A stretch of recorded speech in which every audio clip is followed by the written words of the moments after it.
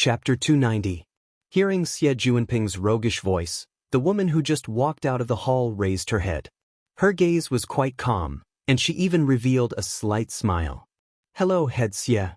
This simple greeting turned Xie Juanping's attempt to strike up a conversation into nothingness. Luo Nen finally confirmed this person's identity. "Senior Sister Tian?" The woman turned to look at him, and her face revealed astonishment. "Junior Nan? Are you feeling better?" This calm woman was none other than Tianxi. Half a month ago, Luo Nan and the others had come to Frost River Reality because of her and Mo Chiu, the third brother of the Mo family's get-together. Luo Nan caused such a huge commotion. Luo Nan didn't blame her. He just felt a bit emotional. Mo Chiu and Tianxi seemed to see eye to eye at the time, but there was no news of them afterwards. Tianxi brought her displeased cousin to visit Luo Nan during the few days he was hospitalized. She didn't lack etiquette, and it gave people a good impression of her. From the perspective of a relative of the Mo family, it was quite a pity. Today, Tianxi wore a slim turtleneck sweater paired with a velvet skirt. It set off her small face the size of a palm, and it made her petite figure appear longer. She looked all the more refined and gentle. It was no wonder that Xie Juanping took liberties with her upon seeing her. Speaking of which, the two of them were both members of the student organization. Their relationship with each other far surpassed Luo Nan's. "You're also a department head, and I'm also a department head. We're a perfect match." Xie Juanping still had a mischievous smile on his face. He jumped out of the car and gestured with his hand. He acted like an experienced driver.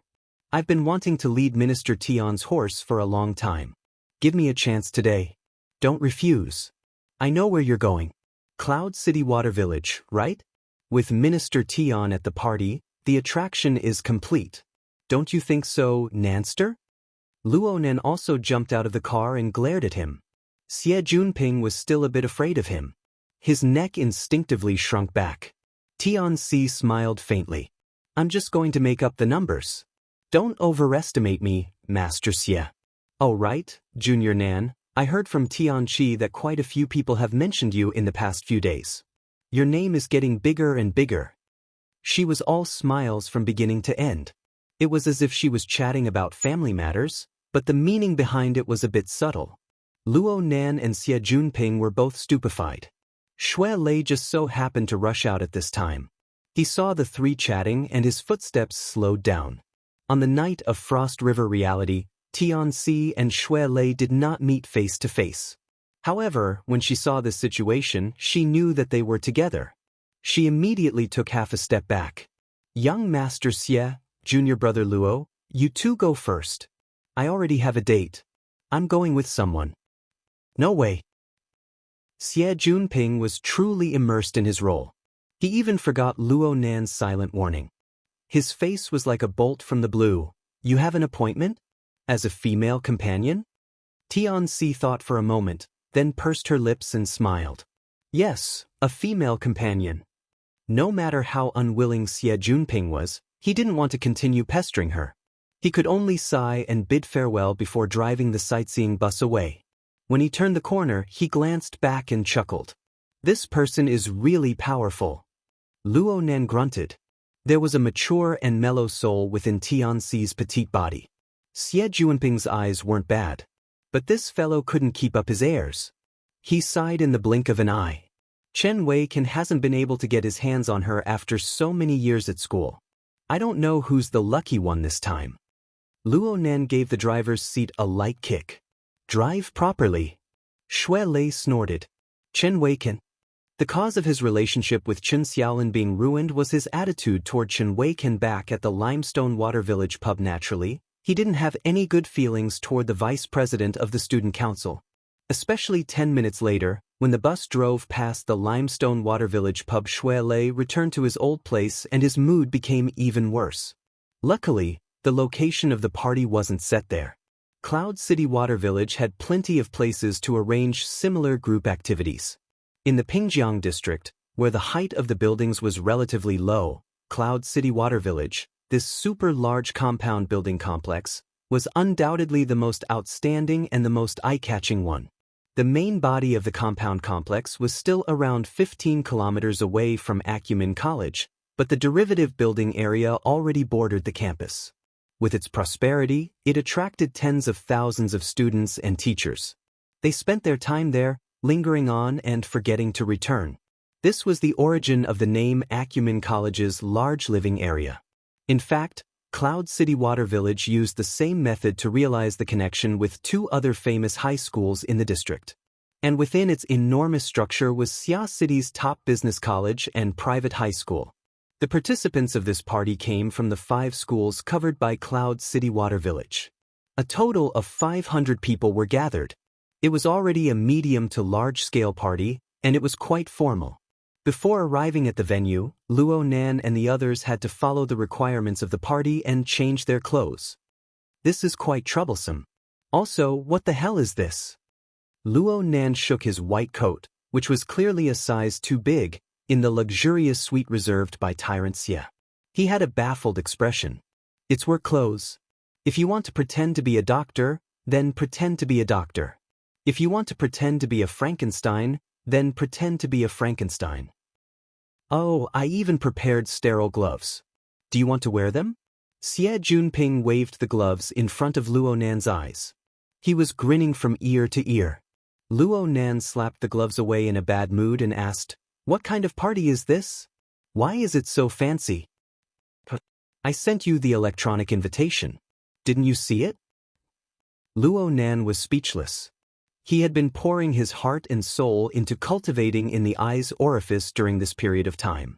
The little spare time he had was packed to the brim by the society's training. He didn't have the mental energy to care about anything else. The matter of the party was completely arranged by Xie Junping. Right now, the electronic invitation was still in an unread state in his inbox. Xie Junping chuckled, "Then do it at the last minute. It's written very clearly on it. If you don't read it, don't blame me if you make a fool of yourself later." Luo Nan rolled his eyes and immediately opened the invitation from his wristband. Sure enough, the introduction was very clear. This party was of the role-playing type. Every participant had to prepare attire for a profession in society. It would be best if the attire was related to their profession and specialty. There were thousands of professions in society, but there were far fewer who had the corresponding attire with distinct characteristics. There would certainly be repetitions. The theme of today's party was called Mutual Appreciation. The invitation said that there would be interactions between people of the same profession who were role-playing. The wording was mysterious and not too serious. Luo Nan scratched his head when he saw this. He had been a nerd for many years. He was most afraid of this sort of bustle. He felt uncomfortable no matter what.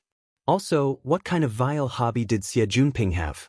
Why did he make him look like a doctor or a Frankenstein? He laughed and said, "It's a good thing I read it early. I don't need to make any special preparations." The angle he was role-playing today was that of a martial artist. It was his true self. He wore the Taoist uniform of Divine Yu Gym every day. His appearance didn't change at all. It was said that this was to advertise the Taoist gym. Being old for so long had become a habit. Even though the Taoist gym no longer recruited students, he didn't change his clothes. He was the most worry-free one. As for Xie Junping, he was the most normal. He wore formal attire, and he had added a layer of sequins to it. It was quite eye-catching. Luo Nan was both amazed and dissatisfied. "Why are you wearing formal attire? I'm also a character. What do you think? My true nature is to be dissolute, rich and carefree." Xie Junping laughed and pushed Luo Nan and Shuelei out. They headed to the venue together. Luo Nan shook his white coat. He felt awkward no matter how he looked at it, but a certain someone was waving gloves in front of his eyes. "Dr. Luo, you really don't need it." "Call me Dr. Luo." Luo Nan replied hatefully. Then he snatched the gloves from Xie Junping and stuffed them into his pocket. He couldn't help but laugh to himself. It had been a long time since he had felt this relaxed. They were currently in the Ocean Sky Cloud City building. This was the 4th of the 6 buildings in Cloud City Water Village that were distributed in a circular staircase fashion. The first 3 buildings had the name of Water Village. Starting from this building, the 2 words Cloud City were hung in the building's name. The building's height rose correspondingly. Of course, the prices of the various services were the same. Shui Lei grimaced at the exquisite and luxurious furnishings along the way as he walked on the road to the party venue. A cold and gorgeous deep blue light assaulted his face the instant he stepped into the main venue. He exclaimed in surprise, "Good heavens! My goodness, this is the Crystal Palace?" The first impression that the main venue gave people was that of rippling waves. The enormous amount of seawater was sealed by a transparent crystal wall. Under the illumination of the lights, it presented the near-perfect texture of the ocean as one would expect. Actually, this scene could be seen in any modern marine park or underwater world. It wasn't strange at all. But one just had to think about it. This was the interior of an 800-meter-tall skyscraper. The seawater flowed from top to bottom, through the entire structure. It was stored in the walls and flowed within the pillars. Tens of millions of tons of seawater were displayed in such a regular and willful manner. Of course, there were millions of sea creatures, from tiny scallops to enormous blue whales. They collectively constructed a complete and twisted chain of life. Right now, the participants of the party were all distributed on the circular viewing platform built around the central ocean scenic area. Several hundred people were quite a lot. But compared to the 120-meter diameter crystal pillar, which was as tall as the building itself, it really wasn't much. This world-breaking water tank was erected, filled with seawater, and maintained the highest level of safety protection. This achievement could be called a monumental monument in the field of applied physics. Cloud City Water Village's building complex was completely formed 4 years ago. Ocean Sky Cloud City was the last to be built. It was built about a year later than the main building. It could be seen just how difficult the construction was. Luo Nan had come here twice with his aunt's family. It wasn't his first time seeing it, so he felt a bit weaker. But he never got tired of looking at the beautiful sea creatures inside. The three of them didn't speak for a while until someone called out to them. "Brother Ping, you guys came pretty late." Hu Huaying, who was in charge of the advance party, had arrived long ago. She popped out of nowhere. Today's party was a get-together initiated by the student unions of 5 schools. Each school only had 100 spots. It was a fairly high-end gathering. Chapter 291. Compared to Xie Junping, who had no sincerity in acting, Hu Huaying at least had a bit of performance. He wore Western cowboy attire with a crooked cowboy hat. Upon closer inspection, the hat was actually made of paper. It was funny and casual. Seeing Luo Nan and the others focus their gazes on his head, Hu Huaying shook his head rather proudly. "I'm okay, right?" Luo Nan's hatred had yet to dissipate. He sneered, "Much better than a certain cowherd." It was easy to tell who the cowherd was just by looking at their outfits. Xie Junping opened his mouth but was unable to speak. He could only shrug. Hu Huaying stifled her laughter. She slightly lifted the brim of her hat and bowed in thanks. The appointed cowherd said unhappily, "Don't talk nonsense." "Are you sure?"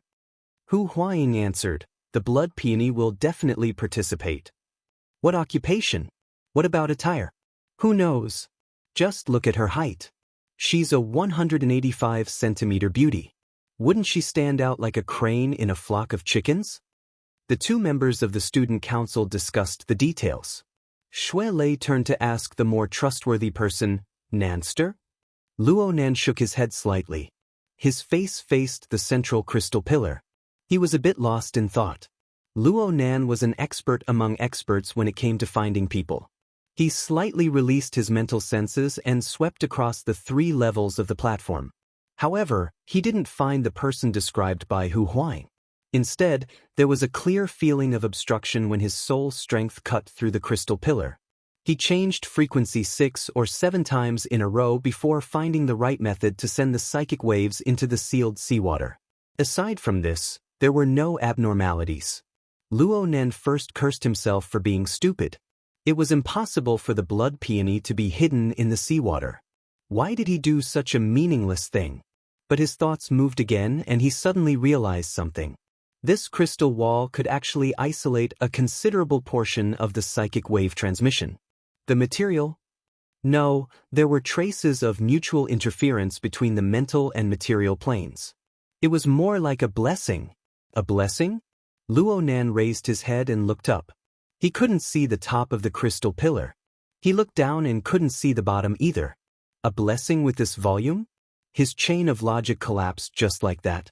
Xie Junping mumbled to the side, "It shouldn't be here yet." "Then let's wait a bit longer. And we can't make it too obvious. We have to be a bit more natural. That person isn't easy to deal with." Hu Huaying also said, "It's strange. Tang Yi will graduate next year. She doesn't seem to be preparing to continue her studies. What can he do by taking over the president's position? No one can guess that person's thoughts. If you could guess it, why would you need to come looking for me?" Tidying up his sequin suit, Xie Junping sighed. "If we can't find him, then let's not look for him. It might not be reasonable to deal with him directly. Let's use a roundabout way to save the country. Let's go find the master first and use him as a middleman." Shuelei didn't understand. What's the host of the 5 schools fellowship?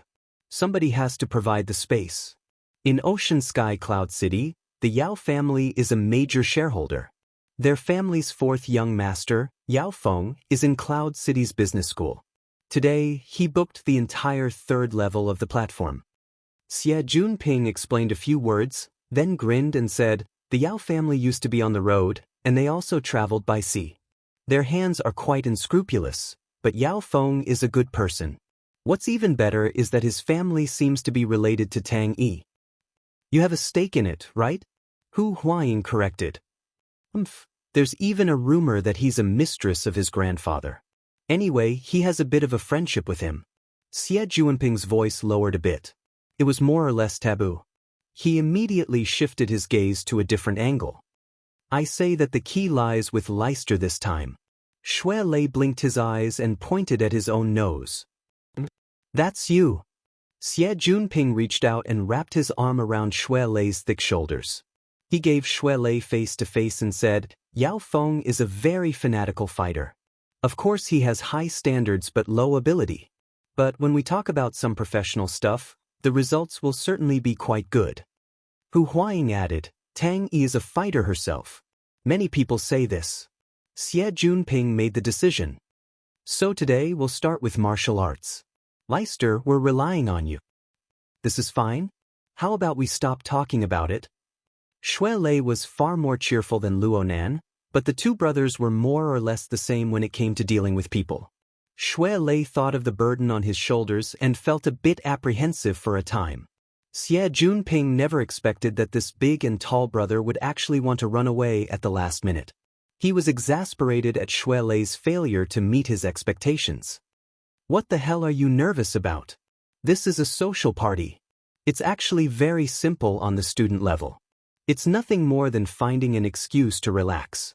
The venue, the drinks, the beauties, the handsome men, and the unspeakable things. Are you afraid that Tang Yi will take a fancy to you? So what if she takes a fancy to you? Don't tell me you're training in the Virgin Arts? You're the one who's training in the Virgin Arts." Shuelei's voice rose by a notch, but then he felt weak. "You guys are all playing this crazy? Everyone has their own choices. Only by participating in these kinds of activities can you find your position. You know who you can cooperate with in the future. You know who you can use. You know who you can sell. You know who you need to hide far away." Xie Junping was deep in thought. He looked at Shuelei's expression and spat out a mouthful of spittle. "You really believe that? A bunch of students. Students? Who doesn't play a little bit first? If you don't like it, then you fight. If you do like it, then you fight. If you do like it, then you make friends. Everything is easy to talk about. Besides, we're just preparing for a rainy day. We don't need to look at Tang Yi's mood.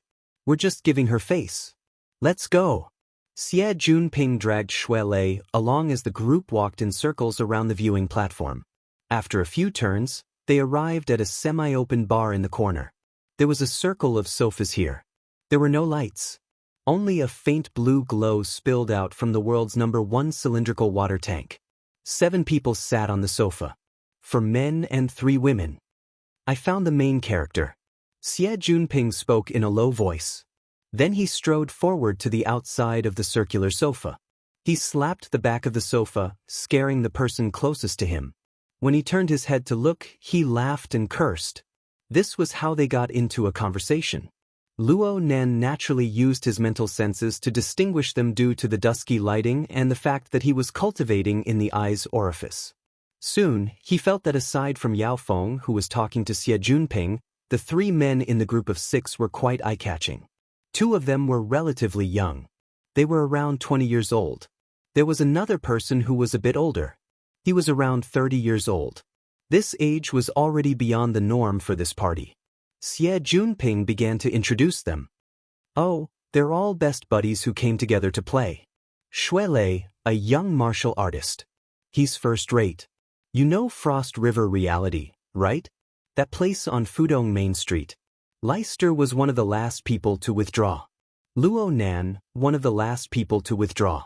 He's an extremely outstanding psychologist. He's also my savior. Luo Nan listened with complex emotions. It was rare for Xie Junping to think of these words to brag to the 2 of them. But what the hell was a psychologist? On the other side, Yao Feng was muttering to himself. Why did Xie Junping, who always brought a sexy female companion, suddenly change? But his attitude was still very cordial. He took the initiative to stick his wristbands together and exchange contact information. In the end, Yao Feng turned his head to introduce Luo Nan to the people on this side. It was at this time that someone spoke. Frost River Reality? That's interesting. My sister is stingy. No one can give me a proper explanation for that mess. Why don't you guys give me a proper explanation? The person who spoke was one of the 3 men Luo Nan had paid attention to. He sat in the innermost position and wore a military uniform. It was true that being a soldier was a profession, but it was unavoidable that an ordinary person would be suspected of breaking the law if they wore it. This person didn't sit properly. His arms were resting on the back of the sofa, taking up quite a bit of space. He had a sloppy appearance. Xie Junping was displeased to see such a tone. He had always been the one to display it for others to see. When had he ever enjoyed it himself? Xie Junping could feel the arrogance in the other's words. His heart became angry, but Hu Huaying lightly tapped him in the ribs. There was also Yao Feng. He used the dusky lighting to fiercely signal Xie Junping with his eyes. Xie Junping didn't drink alcohol or take drugs. His mind was still clear. His heart skipped a beat. He swallowed the words that were at the tip of his tongue. Yao Feng seized the moment of silence and rushed to introduce him. Come. Let's get to know each other first. I'll introduce you guys. He Donglu. The soldier inside raised his hand. It was as if he was signing up. His voice was cheerful. He's just an outsider. He came to join in the fun. Xie Junping's mind spun in a circle. He really didn't know where this immortal came from. However, this person didn't look deep. Xie Junping could roughly guess his temperament. He was a silk pants. A big silk pants. Like repels like. Xie Junping just couldn't find this fellow pleasing to the eye. At this time, Hu Huaying moved closer and whispered into his ear. Empty sky he. It was only 3 words, but the meaning behind them was truly terrifying. Xie Junping screamed in his mind, "Fuck me." He immediately admitted defeat. He was worried that Luo Nan and Shuelei wouldn't be able to handle the situation well. He rushed to put on a sea-style attitude and laughed. What outsider? There are no outsiders here. We'll get to know each other from here. My surname is Xie Junping. I'm just a bored idler. His finger streaked across Luo Nan and Shuelei before landing on Hu Huaying. I've introduced these 2. There's also my other best friend. Hu Huaying who old third. He's a large farm owner. I feel that his family's farm will be opened into the wilderness sooner or later. Xie Junping wanted to blur the focus and skip the problem of Frost River Reality. Yao Feng was very cooperative. He said with a beaming smile, "Third's family raises cattle.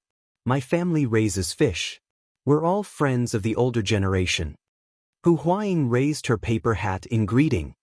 He Donglu laughed very happily from the seat inside the ring-shaped sofa. It really is a coincidence. We can all match up. We also have a martial artist here. We also have an old driver. How would a doctor and a driver match up? This bro's train of thought was too jumpy. The group of people were a bit stupefied. Yao Feng was the first to recover. He hurriedly changed the topic. Let me introduce you. This is Feng Jiejun, Instructor Feng. Chapter 292. Feng Jiejun's eyelids drooped slightly, but the smile on his face became much clearer. Coach Shui. Shui Lei said modestly, not at all. I'm at most an assistant instructor in the dojo. I haven't finished my apprenticeship yet. Is that so? Which dojo is it? Shui Lei wouldn't let go of any opportunity to make the dojo famous.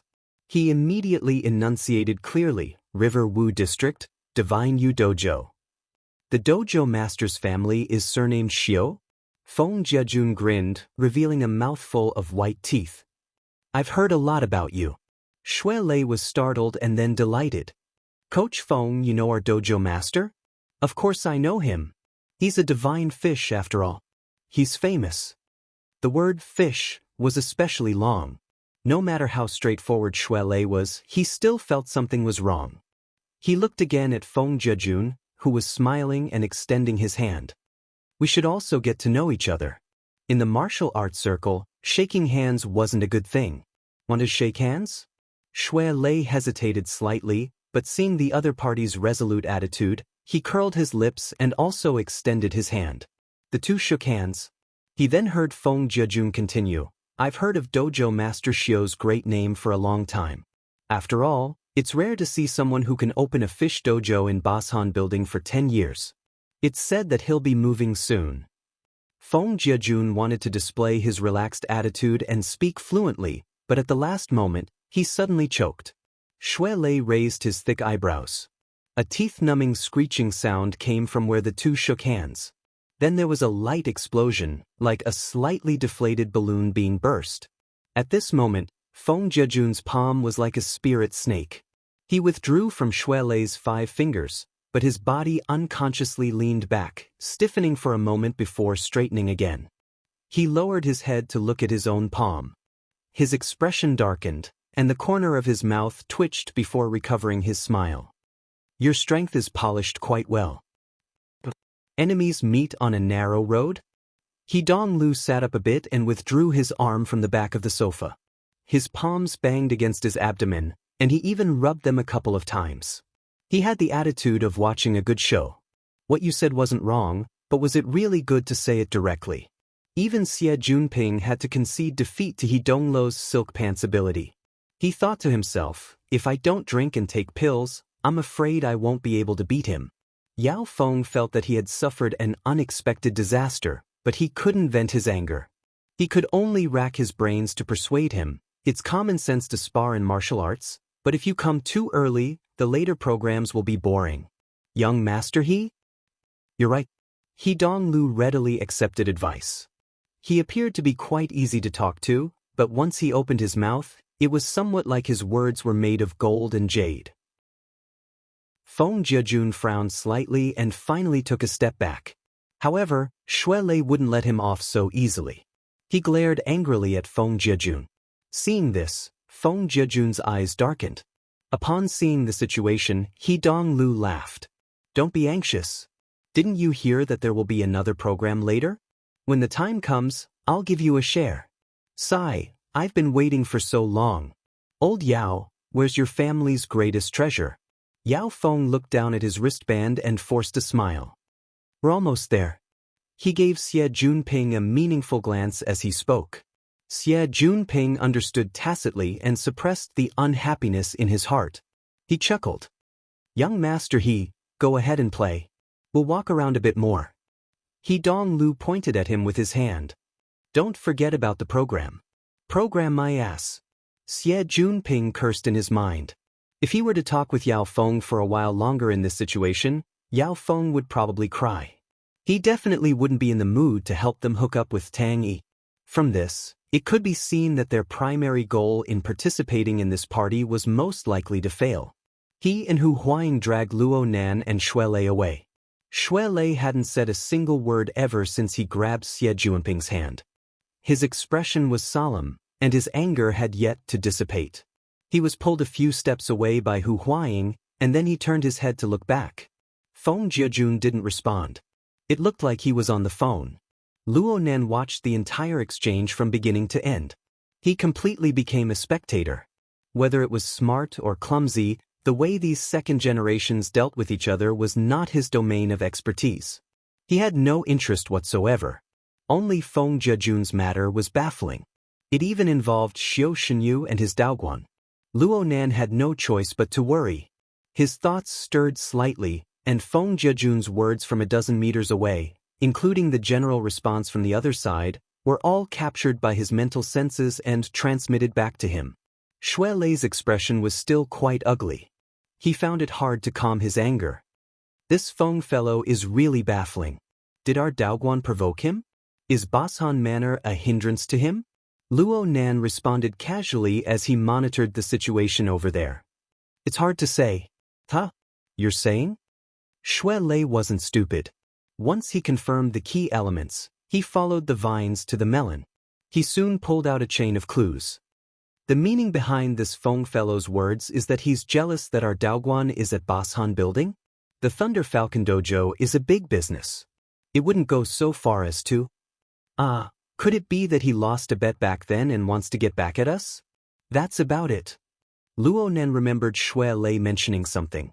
Back when Xiao Shenyu settled down in Xia City, he made a bet with someone and won the right to use the Daoguan's grounds for 10 years. Feng Jiajun had mentioned words like 10 years and moving away when he was talking to Xue Lei. Luo Nan compared this to the information revealed in the conversation, and the situation became clearer. Xue Lei spat. The Daoguan is about to move away before coming. What were you doing 10 years ago? This won't do. Nanster, I'm going to make a call. Contact the gym master? Yes. The gym master never mentions these things, but he's about to provoke us. We can't muddle through it. Luo Nen stared at him. Be patient when you ask. Tell me later. Xue Lei nodded. He found a secluded place and contacted the Daoguan. Since Xiao Shenyu usually didn't carry electronic devices, the call was a bit more troublesome. Luo Nan looked at Xue Lei's actions and subconsciously shook his head. I might not be able to get the answer. I need to go through other channels. From Luo Nan's understanding of Gym Master Xiao was truly a man of few words. As long as Gym Master Xiao didn't want to talk, no matter how Xue Lei pestered him, Gym Master Xiao wouldn't get any answers. Luo Nan wanted to find more channels to gather information in order to prevent the Gym Master from being stubborn. His best choice in Xia City was undoubtedly the Explorers Society. The society was able to absorb a powerful martial artist like Mr. Giant Arm. Presumably, the society should have a good understanding of the matters of the circle. Luo Nan pressed his earlobe out of habit. He had just logged onto the psychic wave network, but he was unable to find anyone. A small portion of the deep blue light in the environment was suddenly blocked by shadows. The remaining light shook violently. Some sort of oppressive factor caused the nearby people to instinctively turn their heads. Their gazes turned in the direction of the central crystal pillar. An enormous and flat ferocious monster with a diameter of over 15 meters could be seen near the inner wall of the crystal pillar. It was like an aircraft gliding at high speed. In the blink of an eye, it crossed dozens of meters of water. It rushed to the edge of the crystal pillar and fiercely collided with it. Its momentum was astonishing. The collision momentum of such an enormous monster was enough to shake one's soul, even though they were separated by the crystal wall. Some of the partygoers had been sticking close to the crystal pillar to enjoy the beautiful scenery of the seabed. Who would have thought that the scene would suddenly change? They instinctively cried out in fear and retreated in panic.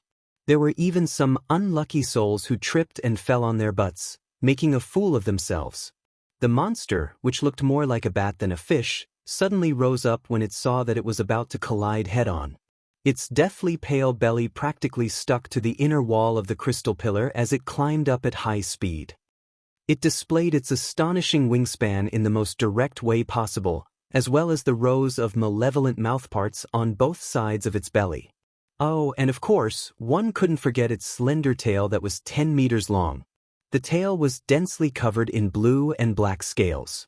It was like an ironclad whip, and fine sparks of electricity even leaped and flowed on it. Its enormous body, powerful mobility, strange body composition. All sorts of elements formed the image of a terrifying monster fish, but this fellow didn't give up. After sticking close to the inner wall of the crystal pillar and climbing a certain distance, it fiercely flipped backwards. At the same time, it rapidly spun around the central axis of its body. Everywhere it passed, the seawater would swirl. The rapidly spinning waves were actually as sharp as swords. Everywhere it passed, fish and prawns, big and small, would be minced into pieces and then sucked into the mouthparts on its belly. The seawater that was originally clear and limpid instantly became muddy and bloody. The terrifying monster fish broke through the limits of a normal person's line of sight in the muddy whirlpool and disappeared without a trace. Even though the participants were elites from first-rate schools, the majority of them couldn't help but be stupefied on the spot after suddenly witnessing such a bloody scene. They were speechless for a long time. However, there were also a small number of people who were either prepared or had a different temperament. They were still able to face it calmly. There were even more people who laughed loudly in excitement. Hidong Lu was the one who laughed the loudest. Even separated by over 10 meters, his laughter could be heard. This bastard is a mutant without a doubt. At the very least, it's the second class. It's rare that its wild nature hasn't been eliminated, yet you guys were still able to capture it. Such a malevolent and terrifying monster fish had already far exceeded the limits of what a normal biological system could contain. It was indeed a mutant species. Professionals who were familiar with the mutant genealogy could see that this monster fish should have mutated from a manta ray, the devil ray that people often referred to as a foundation. A normal manta ray was an ancient and gentle species. It had already lived on Earth for hundreds of millions of years. Its offensive capabilities weren't strong. It was only because of its robust body and its monstrous appearance that it received the name Devil Ray. However, under the effects of mutant, the monster fish within the crystal pillar had already become a devil in name and in reality. Especially the scene of indiscriminate slaughter before it left caused people to tremble with fear. Xie Junping had just suffered quite a bit of fright, so much so that he bit his own cheek. His mood was even worse. He couldn't help but curse, Yao Si doesn't want to do business anymore. Releasing this thing. Halfway through his words, he saw that Luo Nan and the others were looking behind him. He immediately turned around and saw Yao Feng with an ugly expression. Xie Junping didn't feel embarrassed at all. He just laughed and said, "What's wrong? The young master of the He family isn't going to serve you anymore?" Yao Feng instinctively shot a glance behind him when he heard this, but he felt that his actions were too embarrassing. He waved his hand and laughed bitterly. "I won't be serving you for now. I'll hide for now. Rely on the mountain to survive. Rely on the sea to survive. You guys are a black-hearted drug dealer and a large farm owner. We don't need to pay attention to you guys, but we make a living on the sea. How can we bypass the coastal defense forces? Bypass this family? We have to curry favor with them." Chapter 293. Oh, which one? Luo Nan's mind turned, but he saw a number he had never seen before. He was inevitably surprised. Just as he was about to answer the call, he suddenly felt that something was wrong. He switched to the settings interface, and sure enough, he had already set the restricted communication mode. In this mode, other than the people he had added to his contact list, no one else could communicate with him. They could only leave messages. The reason for this was Hiyuan's suggestion. It was said that it could minimize distractions and focus on cultivation. So the question was, how did this number get in? Luo Nan was also curious as to who was talking to him. He was just about to connect when the other party's communication request was cut off. He waited for a while, but there was no follow-up. When he called back, the system showed, "Contact is limited, please leave a message." Alright, what's with this kind of low-level malfunction? It had been more than 10 days, and the debugging of the psychic wave network still hadn't ended? Luo Nan shook his head and cast this matter aside for now. He shifted the focus of his attention back to Divine Yu Jim. Obviously, Luo Nan needed to find people in the circle to understand the grudges and grievances of the martial artists circle in Xia City. But Luo Nen filtered through the people he knew in the society, and he only remembered Giant Arm. It was still a situation where he knew the other party, but the other party might not know him. Then he could only find someone close to him. Cragburst seemed to be the most suitable. That person came from the military, but he was one of the top 10 powerhouses in Xia City in terms of physical strength. He also had a lively temperament. He should have a common language with the martial artist circle. Luo Nen organized his words in his mind and sent a communication request to Cragburst. Unexpectedly, the system was still as cold as ever. The other party's communication is restricted. Please leave a message. Luo Nen could conclude that there was indeed a problem with the psychic wave network. He couldn't help but scratch his head. He was used to the convenience of the psychic wave network, and the members of the association would rarely record their wristband communication numbers, and he was no exception. Now, he had lost contact with all of them. He could only wait. At this time, the second generations were still hurting each other. Yao Feng poured out a pile of grievances, but Xie Junping was completely uninterested. He only asked what he was concerned about. Hey, that's a mutant. You placed it here. Don't tell me you messed around with Ocean Sky Cloud City and then bought it from other shareholders at a low price. Hey, you can't talk nonsense about this kind of thing. Yao Feng's face turned green. He wished he could cover Xie Junping's mouth. Unfortunately, he couldn't cover it up. He could only grit his teeth and explain, "It's a client. He's also a distant relative of my mother's. He loves collecting mutants and was willing to spend a lot of money to order one. It wasn't easy to get it for him, but who knew that he would die from overexcitement while watching the underground boxing match? It's not suitable to put it back in the sea, so I can only leave it here. I've been having a headache these past few days because of this thing." Who are you trying to fool? Xie Junping wasn't fooled. In your Yao family, it's not easy to find cooking utensils, and there are ponds all over the place for fish. Is there a need to place them here to spoil the simulated ecosphere that you've painstakingly built? This is all business. Hey, Yao Si, are you sure you don't have any way to make money that you want to share? Xie Junping giggled mischievously as he held onto Yao Feng's shoulder. He stole a wink at Luo Nan. Since Yao Feng took the initiative to deliver himself to Luo Nan, there was absolutely no reason to let him go. This time, Xie Junping was going to keep a close eye on this predetermined middleman. He was going to establish a connection with Tang Yi through him, and Hu Huaying was on the sidelines. The two cooperated with great rapport. Luo Nan could only watch from the sidelines. He stayed for a long time and listened to all the twists and turns. He felt that it was quite boring, and Xue Lei was still on the phone with the Daoguan. His feet were pacing endlessly. It seemed that things weren't going too smoothly. Luo Nan stood silently for a moment, then his gaze turned to the simulated marine ecosystem behind him, which had just experienced an attack. After the monster fish wreaked havoc on this side, it fled into the depths of the crystal pillar. It had long since disappeared without a trace. However, even though a considerable amount of time had passed, the monster fish's power still lingered. Many schools of fish that were swimming leisurely were intimidated by an incorporeal pressure when they approached this area. They scattered and fled one after another. Beautiful purples and reds blossomed within the deep blue light. There was a different kind of marvelous beauty to it. Luo Nan calmly watched these chaotic schools of fish. Light swirled in his eyes, but he didn't open his eyes orifice to cultivate. He just did a few rough experiences. His feet slowly moved with the school of fish during this process. He was already quite a distance away from Xie Junping and the others by the time he came to his senses. He didn't care. In any case, he was communicating with Yao Feng right now. It wasn't his turn to appear. And as long as he wanted to, the entire party area was within the range of his clairvoyance. He wouldn't get lost. He tried to communicate with the psychic wave network, but it still hadn't recovered. He didn't think too much about it.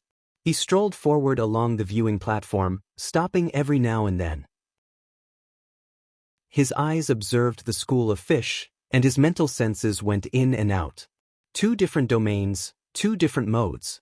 They were different, but because the sources of information overlapped, they displayed a marvelous corresponding relationship. Luo Nan walked halfway. The information on the mental plane and the material plane corresponded with each other, naturally triggering mutual interference. The magnitude of the interference was extremely small. It was perhaps 1,000 times weaker than the amount of soul strength transferred from the formatting barrier. However, the influence on the eye's orifice still existed in reality. Luo Nan's eye's orifice, what was even more rare was that it was unending. It had the wonderful effect of silently moistening things. The recovery speed of the water level of the eye's orifice also slowly increased. Luo Nan savored the subtleties within in detail. He was absent-minded for a time. This is a good thing, right? He stopped moving. He had a feeling of unease. Luo Nan suddenly sensed something at this very moment. Though the thoughts and emotions in his mind were still a mess, his body moved according to his senses. He dodged slightly to the side, missing by a hair's breadth, perfectly dodging the petite figure behind him with her head lowered. However, the notebook that was stuck between his elbows was caught by something and fell to the ground. The page spread open, revealing the lines that had been scribbled on it.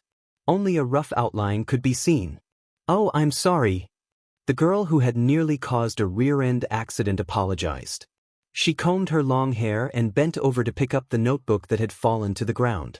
Her fingertips touched the page of the notebook when she suddenly realized something. She raised her head in astonishment. "Junior Nan." Luo Nan grunted and responded, "Senior Sister Tion." What a coincidence.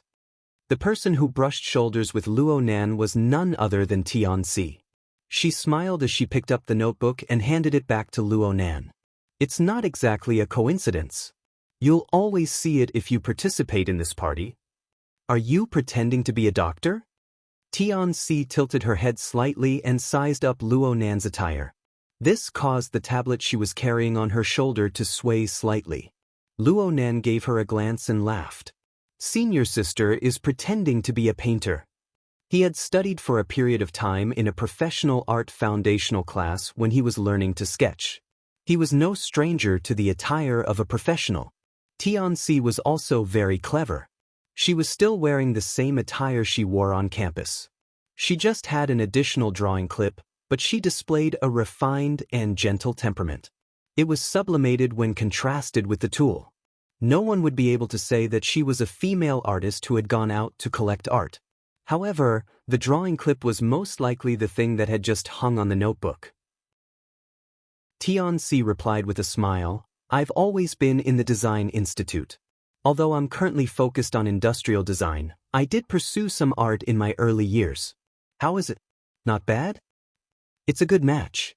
Luo Nan's words came from the bottom of his heart, but he had no intention of starting a conversation. He was currently in a restless state of mind. He said a few words out of courtesy and wanted to leave. Tion Si pursed her lips into a smile. She had the posture of having a long conversation. Junior brother Luo's attire is a bit strange. Luo Nan couldn't just ignore her words. He asked honestly, "What's strange about it?" "I just feel that junior brother Luo shouldn't be a doctor. It's purely a feeling." Tion Si's fingers playfully drew 2 circles around her temples. Then she pointed at the notebook that had just been delivered to Luo Nan's crook. "There's also this tool. It's a bit out of place." Luo Nan simply answered, "I carry it with me. I'm used to it." Luo Nan felt that it was truly strange for Tion Si to blurt out such meaningless words. The relationship between the two was superficial. Even if Tion Si wanted to find someone to chat with, she shouldn't have chosen him. Luo Nan's mind sensed something as soon as his thoughts reached this point. He focused his mind a bit and saw a young man in his early 20s behind Luo Nan. The young man's attire was basically similar to Luo Nan's. He was a doctor character with a tall and straight figure and a handsome appearance. However, the gaze that was cast in Luo Nan's direction was a bit unfriendly. Tion Si should be able to see this person from her angle, but she just acted as if she didn't know. She chatted with Luo Nan with a smile. Luo Nan looked at the expression and movements of the young doctor. He had more or less guessed what was going on. He shook his head in his mind. Tion Si leaned over. Was she expecting him to attract the firepower? None of the people who could participate in the 5 schools fellowship party were easy to deal with. He was young and not tall, so it would be a waste to use him as a shield. Just as he was pondering how to expose her, he heard Tianxi praise lightly, "I took a second look just now. Junior brother Luo's foundation in drawing lines is very solid. 3 years later, if I can enter the school of design and inherit my family's teachings, it will definitely be a story to be told." Homeschool? Luo Nan's mind trembled.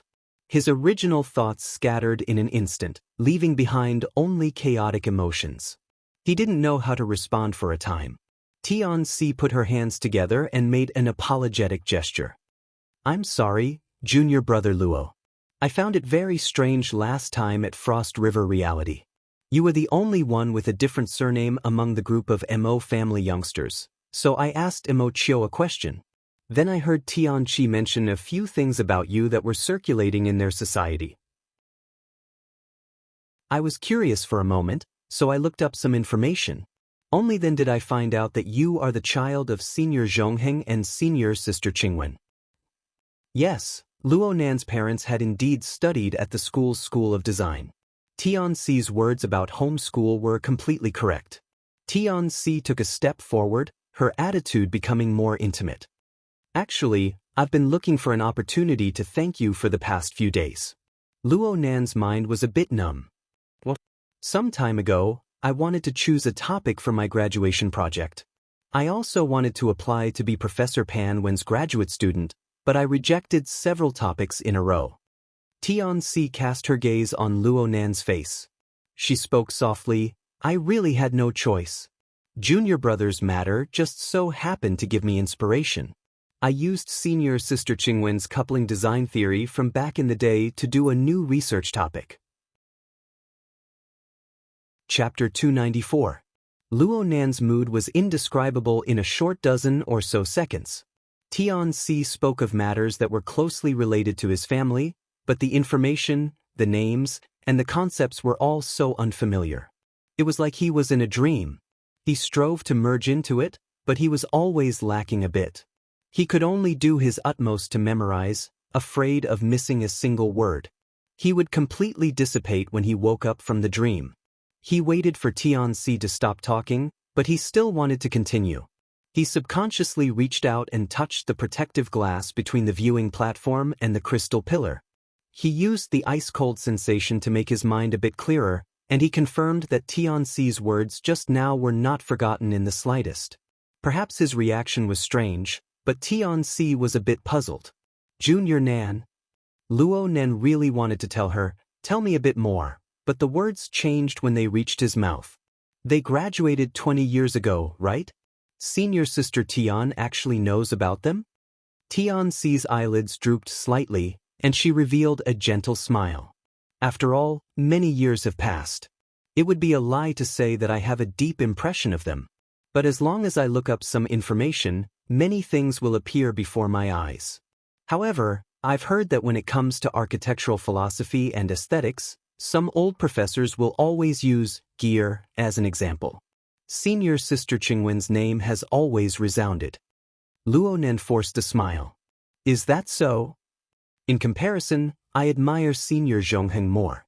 After all, I study industrial design, and Senior Zhongheng's theoretical knowledge is a bit stronger. Many of his research conclusions aren't outdated even now, including some conceptual product designs.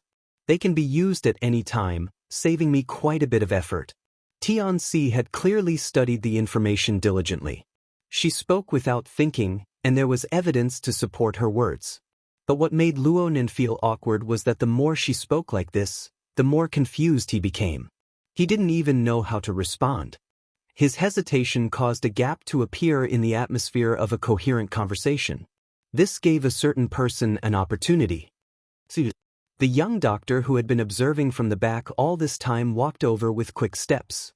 His movements were very urgent, and he rudely stood between Luo Nan and Tianxi, using his shoulder to block Luo Nan's line of sight. "Cici, you made it easy for me to find you." Luo Nan's brows furrowed. His fingers pressed against the protective glass. He had a bad feeling. He roughly understood why Tianxi could not wait to avoid this rather handsome, young doctor. Such a temperament and behavior were a waste of his good looks.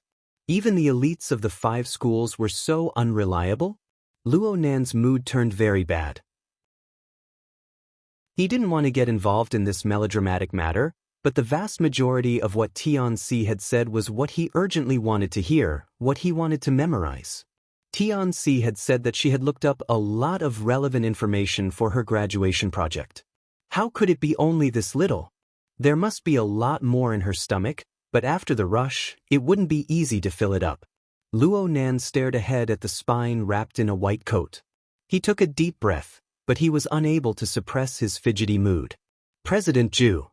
Tianxi hugged the drawing folder and crossed her arms over her chest. She took half a step back. Her body language was very distant, and she didn't even pretend to speak. Based on her usual smooth style, this performance was about to reach her limit. Unfortunately, President Zhu didn't sense this at all. Or perhaps he did sense it, but he didn't care. His body leaned forward, once again closing the distance between him and Tianxi. He used the tone of a host to speak. "Cici, the party is about to officially begin. I solemnly invite you to pair up with me." Tianxi really couldn't take it anymore. She took another step back and stuck half of her body out. She extended her hand toward Luo Nan, forcefully diverting President Zhu's attention. "Let me introduce you guys. This is President Zhu Maoxuan of the Cloud City Business School's Elite Society. This is my junior, Luo Nan." Zhu Maoxuan was very dissatisfied with Tianxi's body language, and he didn't like Luo Nan at all. Well, he was already in a bad mood when he saw Luo Nan and Tianxi conversing and laughing 2 minutes ago. He had long since decided on a plan in his mind. Bullying juniors was no pressure for him. They were rookies after all. Rookies were meant to be bullied. Zhu Maoxuan was pondering over how to give the little boy in front of him, who had yet to shed his fetal hair, a deep impression. On the other side, Tianxi did something that made him fly into a rage. This petite, gentle and beautiful girl directly bypassed him to walk over to Luo Nan's side. She even hooked her arm around the little boy's. "Apologies, President Zhu. I just promised Junior Nan that I would bring him along tonight. Junior Nan just arrived at the school not too long ago. This is his first time participating in this sort of activity." He's still scratching his head. Tianxi seemed to feel that the action of hooking her arm was a bit too intimate. She let go and patted Luo Nan on the shoulder. She was older than Luo Nan by 6 or 7 years, but she was a bit shorter in stature. Patting her like this was a bit humorous and pretentious. In this way, it had nothing to do with the feelings between a man and a woman. Tianxi's series of actions caused Zhu Maoxuan's expression to fluctuate between clear and dark. He was unable to fathom her relationship with Luo Nan. Naturally, he was quite angry in his heart after being refused by Tianxi. However, if this was really a senior sister looking after her junior brother, then he would forcefully interfere. Things would really get out of hand, and he would lose a bit of face. "Oh, hold on." He had observed Tianxi and Luo Nan from beginning to end from the moment they met. Since when did Luo Nan have a pleading expression? "Motherf ****, you're playing me for a fool." Zhu Maoxuan's temperament had always been tyrannical. He had the nickname of the butcher in the Cloud City School of Business. This time, he had played the role of a doctor, which was an irony to this nickname. Today, he had hesitated for a few minutes and pondered a few more steps. This was already because he saw that Tianxi had a superior that he couldn't afford to offend. Now that the flames of anger had rushed forth, he didn't care a fart. He suddenly took a step forward, gritting his teeth and laughing out of habit. The muscles on both sides of his handsome cheeks pulsed, instantly becoming fierce and malevolent. At the same time, he grabbed the collar of Luo Nan's white coat. Zhu Maoxuan was nearly a head taller than Luo Nan. His arms and legs were longer. He reached out, and the little rookie was stupefied. He didn't react at all. It would be far too eye-catching to grab Luo Nan by the collar and threaten him in a public place. Zhu Maoxuan was an experienced character in this field. Though he grabbed fiercely, he was actually just grabbing the corner of Luo Nan's collar. He shook and shook, exerting a bit of force, letting the inside of Luo Nan's collar rub against Luo Nan's neck. "Junior brother Luo, right? To be able to dress the same way as you is also fate. Today we get to know each other. I will remember you well. Don't doubt me. My memory has always been quite good. I won't forget any face. Raise your head. Don't be like a girl. The vicious voice commanded Luo Nan to raise his head. At the same time, he used an exceptionally vicious gaze to stab Luo Nan. Senior's teachings are enough for you to enjoy for 10 years. You can't even say thank you. The voice came to a sudden stop. Luo Nan raised his head and locked gazes with Zhu Maoshuan. He looked into Zhu Maoshuan's eyes. His eyes went from vicious to scattered, and then from scattered to vacant. All of these changes actually happened in an instant. Luo Nan gently removed Zhu Maoshuan's stiff hand. Zhu Maoshuan was like a soulless puppet. His joints were all rusted away. Luo Nan frowned and increased his strength, causing Zhu Maoshuan to stagger backward. Zhu Maoshuan instantly came back to his senses. It was as if he had touched a viper with his outstretched hand. He suddenly pulled it back and even struck his own chest, hammering him until he grunted. He woke up a bit and wanted to get angry again, but his heart trembled when he saw Luo Nan's gaze. He opened his mouth, but he didn't say anything. He just turned around and walked away. Zhu Maoshuan walked far away, and he became a bit more clear-headed. He turned his head, wanting to come back, but he didn't have the courage. He could only extend his hand and point at Luo Nan. In the end, he left hatefully. Tianxi, who stood to the side, looked like she was watching an absurd play. She was unable to discern any logic from the beginning to the end. It was as if the boorish and troublesome Zhu Maoshuan had been possessed. He inexplicably dispersed his ferocity and walked away with his tail between his legs. What did Luo Nan do during this time? Tianxi only came back to her senses after being stunned for a full 5 seconds. She hastily apologized to Luo Nan. I'm sorry, junior brother Luo. Just now I was. Senior sister is very popular. Luo Nan didn't wish for the topic to stray too far. He spoke a few polite words, and then he didn't continue. He hoped that Tianxi would continue to talk about matters related to his mother. It would be fine even if she added that person. However, Tianxi's mood was still affected by this matter. Her eyes drooped in a daze for a moment, and she looked at the trembling water within the crystal pillar. She suddenly sighed with emotion. The scenery of the crystal pillar looks like a dream from afar. But when you look at it too much, it's nothing more than this. Just like this person. He looks limitless on the surface, but he's actually quite unbearable.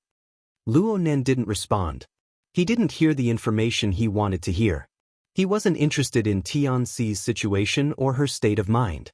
He just felt vexed in his heart. For the sake of calming his mood, he imitated Tianxi and looked at the ripples within the crystal pillar. Luo Nan's heart lantern of the eye's orifice had yet to reach the realm of small success over the past few days of cultivation, but his gaze had become much sharper. He saw that the swaying seawater had more or less returned to its original color when it approached the crystal pillar. However, it wasn't particularly clear. Fine impurities seeped within, undulating and floating. Upon closer inspection, the vast majority of the impurities were the shedding, fragmented body tissues, and excrement of sea creatures. Luo Nan's gaze extended into the distance, and he saw shoals of fish stirring within the deep waters. The beautiful colors of nature attracted the visiting tourists to take pictures. Very few people thought that the impurities in the water originated from this place. There was a considerable portion of the impurities inside, and it was left behind by a crude predator like the devil ray. It looked dirty and messy, but there was an old saying, there are no fish when the water is too clear.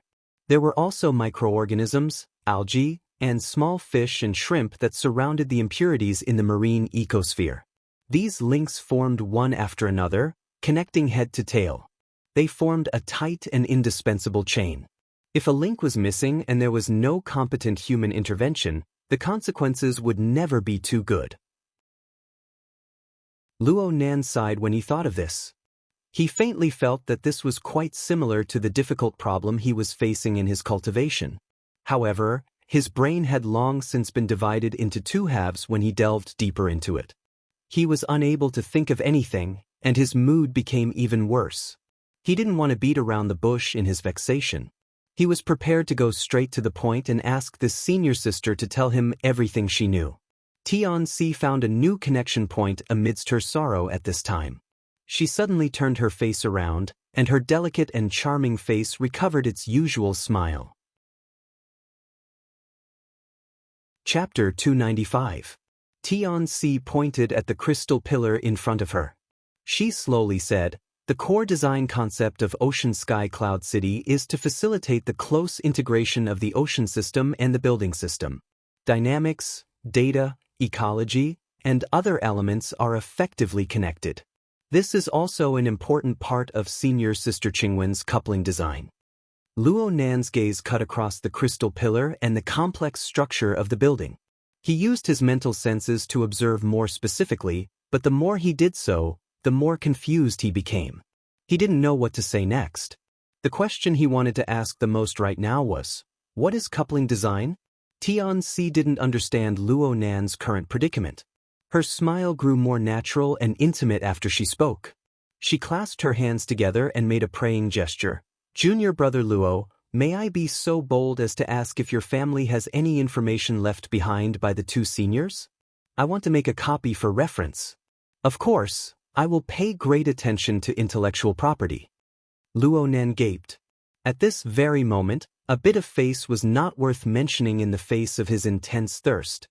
He turned to the side and stared at Tian-Si. "Senior sister Tun, my mother passed away early.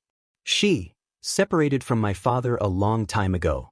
There is practically no information about them at home." Tian-Si went, "So it's like this. Sorry, I thought." Luo Nan interrupted her before she could finish speaking.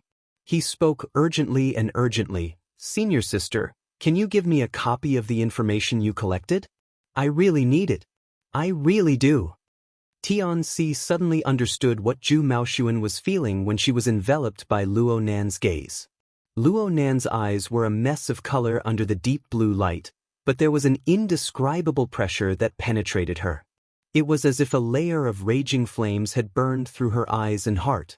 It made her want to close her eyes in haste, and her heartbeat sped up. Tian-Si was a member of the Mutual Assistance Association. Her ability to express herself had always been her forte. But right now, her ability to express herself, which represented logic and reason, vanished like smoke in the blink of an eye as she faced Luo Nan's eyes. Instead, the emotions she had successfully suppressed all this time intertwined and tangled in her mind. She was a bit stupefied for a time. Only with great difficulty did a thought emerge. They really are alike. Sure enough, they are the same type of people. Luo Nan and that person's figures overlapped, bursting with sparks. Tian-Si's mind trembled heavily. She unconsciously took a step back. "Senior sister Tian?" Luo Nan didn't quite understand Tian-Si's reaction. "Wait a moment." Tian-Si's condition finally recovered a bit, but her throat was still a bit tight and dry. She lowered her head, not daring to look Luo Nan in the eye. She was afraid that her soul would fly out of her body if she took another glance. She lowered her head and fiddled with her wristband. She closed her eyes, adjusted her breathing, and sorted out her emotions. 3 seconds later, she began to operate and brought up a series of data that she had saved in advance. It was originally your parents' information. If junior brother wants it, it's just a matter of asking. Tian-Si raised her head and forced a smile. "I'll share the information I've stored in the cloud with you. Most of it comes from the Academy's electronic library, and some of it requires a certain level of authority. You might not have it now, but you should be able to access it in advance if you look for Department Head Xia." Luo Nan clasped his hands together and expressed his thanks over and over. "Thank you, senior sister Tian. Thank you." Tian-Si knew from this that Luo Nan wasn't able to see anything deeper. She let out a breath of relief, and her mind became a bit more lively. She pulled out a blueprint that Luo Nan was currently unable to see and set it into projection mode. Due to the large interference from the deep blue light in the vicinity of the crystal pillar, Tian-Si took out a drawing clip and used it as a cover, allowing Luo Nan to clearly see the diagram displayed within. Even so, the area of clarity was relatively limited. Luo Nan unconsciously moved closer and stood shoulder to shoulder with Tianxi. They leaned their heads against each other as they watched earnestly. This is the tender that the designer of Cloud City Water Village submitted in the year 82. Look here. The company's technical consultant is none other than Professor Panwen. According to what she said, she originally wanted to lead a team in the bid to verify senior sister Qingwen's theory. Unfortunately, it wasn't particularly successful. She still holds this regret to this day. Tianxi fiddled with the AR image, causing the three-dimensional perspective of Ocean Sky Cloud City's initial design to display the complex and precise structure from every angle as much as possible. Professor Pan said that though Ocean Sky Cloud City merged with the ocean system, its craftsmanship was too heavy. It could only be used as a weight to be unconventional and unconventional. It wasn't successful in terms of construction theory. It was far inferior to gear, which was as if it was formed by nature. There were practically no traces of craftsmanship. Luo Nan listened with pride and sadness. His eyes looked at the perspective of Ocean Sky Cloud City, but his heart was thinking about gear. Tianxi could more or less understand his current mood. She thought for a bit and added some gossip she had heard through hearsay. I heard that Professor Pan specifically made a design for this. The wetlands of the Academy can be seen with the naked eye from the high-level observation deck of Ocean Sky Cloud City. This includes gear on the North Shore. The two buildings, one high and one low, mutually reflect each other. Really? Tianxi hadn't even finished speaking when Luo Nan impatiently interrupted her. Tianxi didn't think he was being rude. She just said, Cloud City Water Village has a set of ring-shaped buildings. Aside from the main building, only Ocean Sky Cloud City just happens to face the Academy. There aren't any other high-level buildings blocking one's line of sight. The height and angle are all decent. There should be some basis to this. Luo Nan immediately asked, which floor is the high-level observation deck on? The 142nd floor. Junior wants to go see it? Luo Nan nodded. He didn't say a word as he walked straight to the nearest high-speed elevator. Tianxi thought for a bit and followed. Compared to Luo Nan's undistracted state of mind, her gaze shuttled back and forth among the stream of people on the floor, searching for the target in her heart. She didn't expect that she wouldn't be able to find her target. She saw Zhu Maoxuan, who had just left in a sorry state, walk over with large strides with a gloomy expression. There were a few people by his side who had similarly unkind expressions. It can't be to the extent of getting into a brawl at a party. Tianxi found it hard to imagine such a scene. She couldn't help but feel fear in her heart. She wanted to find the location of the security guards, but she unfortunately bumped into Zhu Maoxuan's line of sight in the distance. Her heart panicked. The muscles on Zhu Maoxuan's cheeks pulsed. He said something to the people by his side, and his feet sped up. Ding! The bell rang. Luo Nan had already pressed the button to open the door of the high-speed elevator and stepped inside. Tianxi whispered, "Wait for me." She chased after him in 3 steps. Her drawing clip slid from her shoulder to her elbow, and it bumped into the edge of the elevator as it swayed. She gasped slightly, "Hurry, Zhu Maoxuan!" Just as she started speaking, a muffled rumble sounded from the floor. Tianxi shuddered, and the light in the corner of her eyes changed. She instinctively turned her head and saw a dark shadow facing the crystal pillar directly from the elevator door. The shadow pushed against the enormous waves of water and heavily smashed into the inner wall of the pillar. The violent impact instantly painted the crystal pillar with a layer of fine white lines. The transmitted sound waves shook people's hearts. It practically made people believe that this enormous crystal pillar would shatter on the spot under the impact. The one that created all of this was without a doubt the mutated Devil Ray. The participants who were observing the shoals of fish cried out in alarm practically in unison. Such a scene was even more frightening than the one just now. Moreover, the Devil Ray's behavior was much more berserk than before. It swam along the edge of the crystal wall, and its flat head smashed into the inner wall of the pillar over and over again. It was filled with restless emotions. Its body was enormous, and its force of impact was tremendous. There were clearly 2 layers of protection between them, but no one actually dared to approach. They were afraid that this monster would break through the protective layer and swallow them whole. Tianxi instinctively covered her mouth, suppressing the cry of alarm back into her throat. The elevator door immediately closed. Luo Nan swept a few glances at the crystal pillar before lowering his gaze to look straight at his own toes. It was as if there was nothing else in this world that could arouse his interest. Zhu Maoshuan and the others walked over aggressively. They just so happened to walk to the edge of the Devil Ray's collision zone. They were given quite a fright. They involuntarily followed the crowd and stopped to watch. It was Zhu Maoshuan who saw the elevator door close from afar. He urged them with a few words, and only then did the group of people catch up. But at this time, the high-speed elevator had already gone up. Keep an eye on the floor. Zhu Maoshuan made up his mind. He was going to give the adulterous couple a good look in this building. He slapped the elevator button, summoning a parallel elevator. He cursed and swore, venting his emotions that were on the verge of exploding. Luckily, the other high-speed elevator arrived quickly. Zhu Maoshuan glanced at the floor number and took the lead. He walked into the elevator, and the others rushed in as well. It stopped at the 133rd and 142nd floors. What's on the 133rd floor? It looks like an office area. 142. The high-level observation deck. That's it. Zhu Maoshuan quickly set his target. He ground his teeth and closed the elevator door, isolating the cries of alarm and clamor from the floor. Just 2 seconds later, another strange sound reverberated back and forth in the relatively quiet space.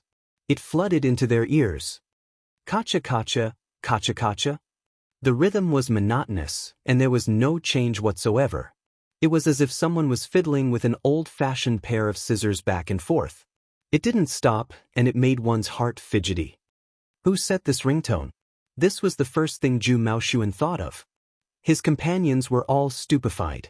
Zhu Maoshuan finally discovered that there was an unfamiliar fellow who had boarded the elevator with them. Perhaps he had been in the elevator earlier. He had been wholeheartedly focused on surrounding the adulterous couple, but he hadn't discovered them. It was a public place, after all. The man wore a pure black suit and sunglasses.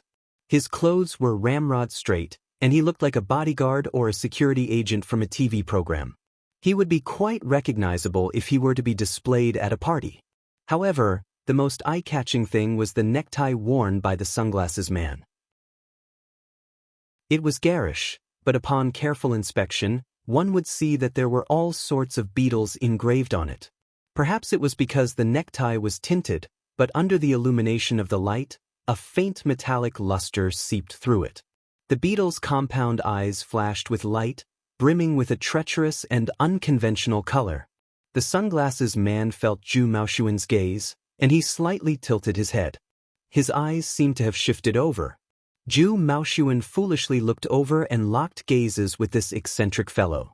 The latter cracked open his mouth and faintly smiled, revealing a mouthful of pitch-black teeth that were branded with dazzling 5-colored patterns. Ding! The elevator door opened, and Zhu Maoshuan and his party walked out. The elevator door immediately closed. The group of people at the elevator door looked around in a daze. Where are those two? 124, they're not on this floor. Then why did they come down? Because... Chapter 296. Luo Nan's elevator stopped at the 133rd floor. Everyone else went down, leaving only Luo Nan and Tianxi. The number of floors rapidly jumped up. It looked like the elevator was going to be silent all the way until he suddenly spoke. What kind of person is Professor Pan? Half of Tianxi's mind was still hooked by the berserk devil ray, and some of it was on Zhu Maoshuan's side. She was stupefied for a few seconds upon hearing Luo Nan's words. Only when the elevator stopped and the metal door opened did she wake up from her reverie. She was about to speak, but Luo Nan had already stepped out of the door. She could only hurry to keep up. She was completely brought along by his rhythm, like a secretary accepting an inquiry from her boss. Tianxi suppressed the strange feeling in her heart and responded, "Professor Pan Wen is a first-rate design theorist in the world." At least half of the reputation of our design institute is supported by her. Tianxi knew very well what Luonan was truly concerned about. She paused for a moment before continuing. Senior sister Qingwen was personally taught by Professor Pan when she was at the Design Institute. I asked a few of my senior brothers and sisters who stayed at the school. They all said that Professor Pan loved senior sister Qingwen like a daughter back in the day. She's a very amiable old lady, even if she doesn't care about academics. She will certainly be very happy if you pay a visit. Luonan said solemnly, I will certainly pay a visit. That's fine. I can help you introduce her. Luonan didn't care how many thoughts were contained within Tianxi's words. He seriously memorized Professor Pan Wen's contact information. The two passed through the walkway and entered the open-air viewing platform. They were already 700 meters in height. The buildings in the Pingjiang district were generally short. Aside from the main building of Cloud City, there was a vast expanse as far as the eye could see. Tianxi said that they could see the wetlands and jungles of the school from here. Dusk had arrived, and the weather had turned cold. Strong winds howled from high up in the sky, causing the protective glass at the edge of the platform to buzz. There was also the sound of water beneath the sound of the wind. The peak of the central crystal pillar is the 142nd floor. Tianxi pointed at the raised frame structure in the center of the platform. The frame was both a support and a separation. A vast body of water with a diameter of nearly 50 meters was cut out. This body of water rose to a height of approximately 2 meters, and it was surrounded by protective glass. This is the rather famous Heavenly Ocean Lake. It looks like a part of the crystal pillar, but the two are actually separate. The bottom of the lake is separated by reinforced glass. So, it's just a swimming pool. It's just a gimmick that the operator modified. The two needed to pass by the edge of the frame structure of the Heavenly Ocean Lake. Luonan only shot a glance at this gimmick. He wasn't interested. The current time was just before most of the salaried workers got off work. The sky was getting dark, and there weren't many people on the viewing platform, making it seem a little deserted. Luonan identified his direction a bit and walked to the edge of the viewing platform. He cast his gaze in the direction of the academy. He did see the wetland forest of the academy, and the outline was still clear. There was also the long river that passed through the forest, winding in and out, reflecting the light of the setting sun, appearing and disappearing at times. Luonan was able to determine the specific location of gear by relying on the silhouette of the forest and the river. But now, the sky was gradually darkening. Separated by a distance of more than 10 kilometers, that single building was really like a small component, lost in the shadows of the boundless jungle, difficult to find. Luonan still wanted to give it a try. He believed that Tianxi wouldn't lie about this matter. He wanted to use his spiritual sense, but in this situation his spiritual clairvoyance, which had always been successful, didn't seem to be as far as his vision. It's too late. My field of view is limited. But there are viewing mirrors here. I should be able to see. Tianxi pointed to a row of high-powered viewing binoculars at the edge. These were specially prepared for tourists, and there were only 2 or 3 people using them right now. Luonan didn't say a word. He walked forward, moved his head to take a look, and then stood up straight. Tianxi carefully observed, "Is it not okay?" Luonan shook his head. The oppressive world he saw through the limited field of view through the binoculars was absolutely not the feeling he needed. He stood stupidly at the edge of the viewing platform for 7 or 8 seconds. Then he suddenly spoke without any warning. Coupling design. What in the world is this? He had a general understanding of the definition of coupling. It referred to the interaction and linkage phenomenon between various systems. But what did it specifically refer to in his mother's architectural theory? Tianxi had to answer this question. She grew all the more cautious and cautious. She thought over and over before saying, "The Design Institute has a relatively unified view. It is a new interpretation of the classical Eastern philosophy of man and nature are one. And the practical train of thought is in the same vein as green buildings that borrow solar energy, water energy, wind energy, and other natural energy sources." Luonan furrowed his brows. Tianxi immediately increased her tone, But from what I can see, Senior Sister Qingwen's core idea should be that she hopes to use the orderly architectural layout created by humans to carry out an effective influence on the grand natural system. And the level involved in this influence method is incomparable to green buildings in the traditional sense. Professor Pan has an evaluation of this called the Eye of Heaven and Earth. It's a mystery within a mystery. Tianxi spoke very vaguely. She was far from researching coupling design theory thoroughly. She just picked out a nice evaluation from her predecessors to appease Luo Nan. Luo Nan was well aware of this. He pursed his lips and didn't respond. He had a rough idea, but he wasn't sure. He didn't want to say it to Tianxi. It was this feeling that seemed clear but wasn't clear that stimulated Luo Nan's heart. It made him impatient to tear down the bewildering barrier. No matter what the answer was, it possessed incomparable value from his perspective. He took another step forward. The tip of his nose pressed against the protective glass wall of the viewing platform. He strove to look into the distance. Unfortunately, this step was meaningless when compared to the distance of a dozen kilometers. What he saw before his eyes was still only a rough outline. There was still no trace of the element belonging to gear. His field of vision had already expanded to its limits, but the precision of his resolution was still a bit lacking. As for the mental plane, he was barely able to probe forward in the void. He was still far from it. In this way, his gaze could see, his mental senses could be sensed. 2 domains, 2 planes. He was unable to find a precise target. He was tangled up quite fiercely, and his mind was in chaos. Luo Nan knocked his forehead against the glass. He wanted to calm his emotions. Then his wristband received a call at this time. It continued to vibrate. He wanted to turn it off, but he glanced at it before he could do so. The name that entered his eyes stunned him. Zhang Yingying. Luo Nan had nearly forgotten that he still had the number of a fellow member of the society in his hands. It had been a long time since he last contacted this person. It was said that Zhang Yingying had gone into seclusion.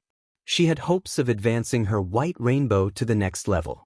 It must be said that Luo Nan really wasn't in the mood to deal with Zhang Yingying right now.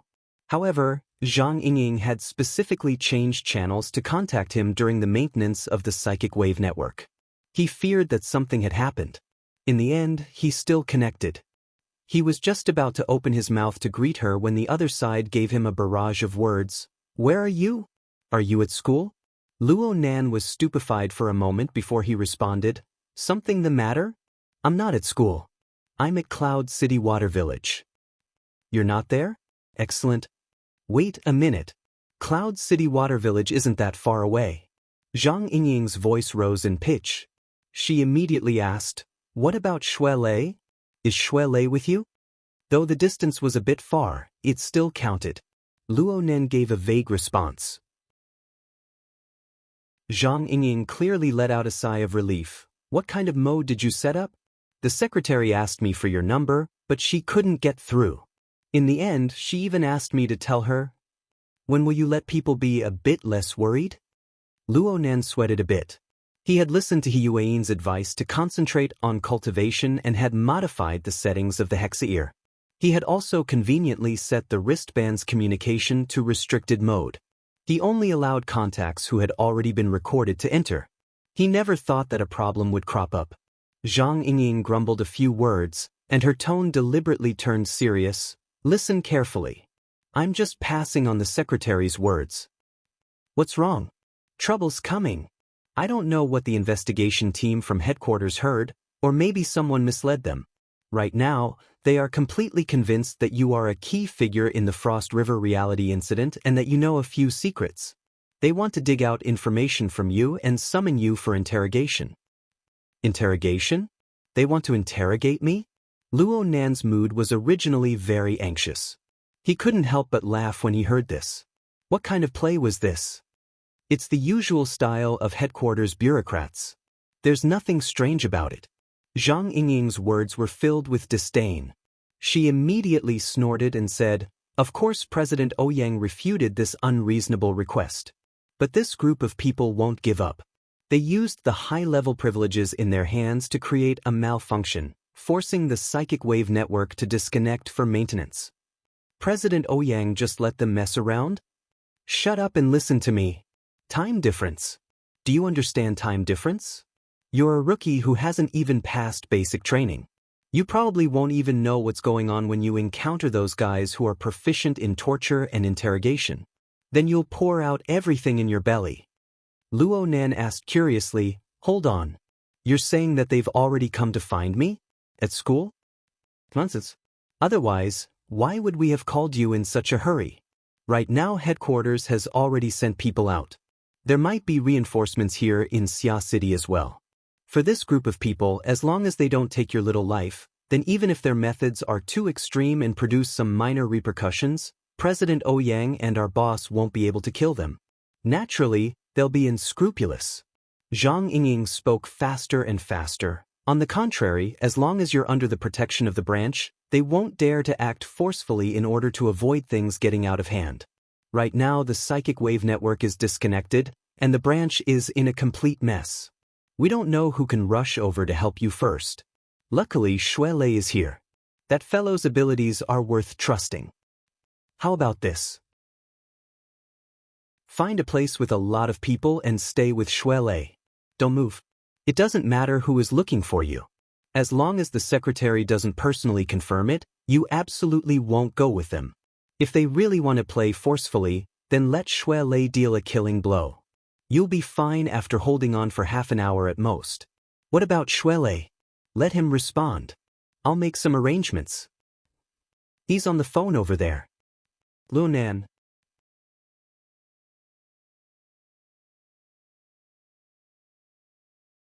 The magnificent scene of the Milky Way unfolded in his mind.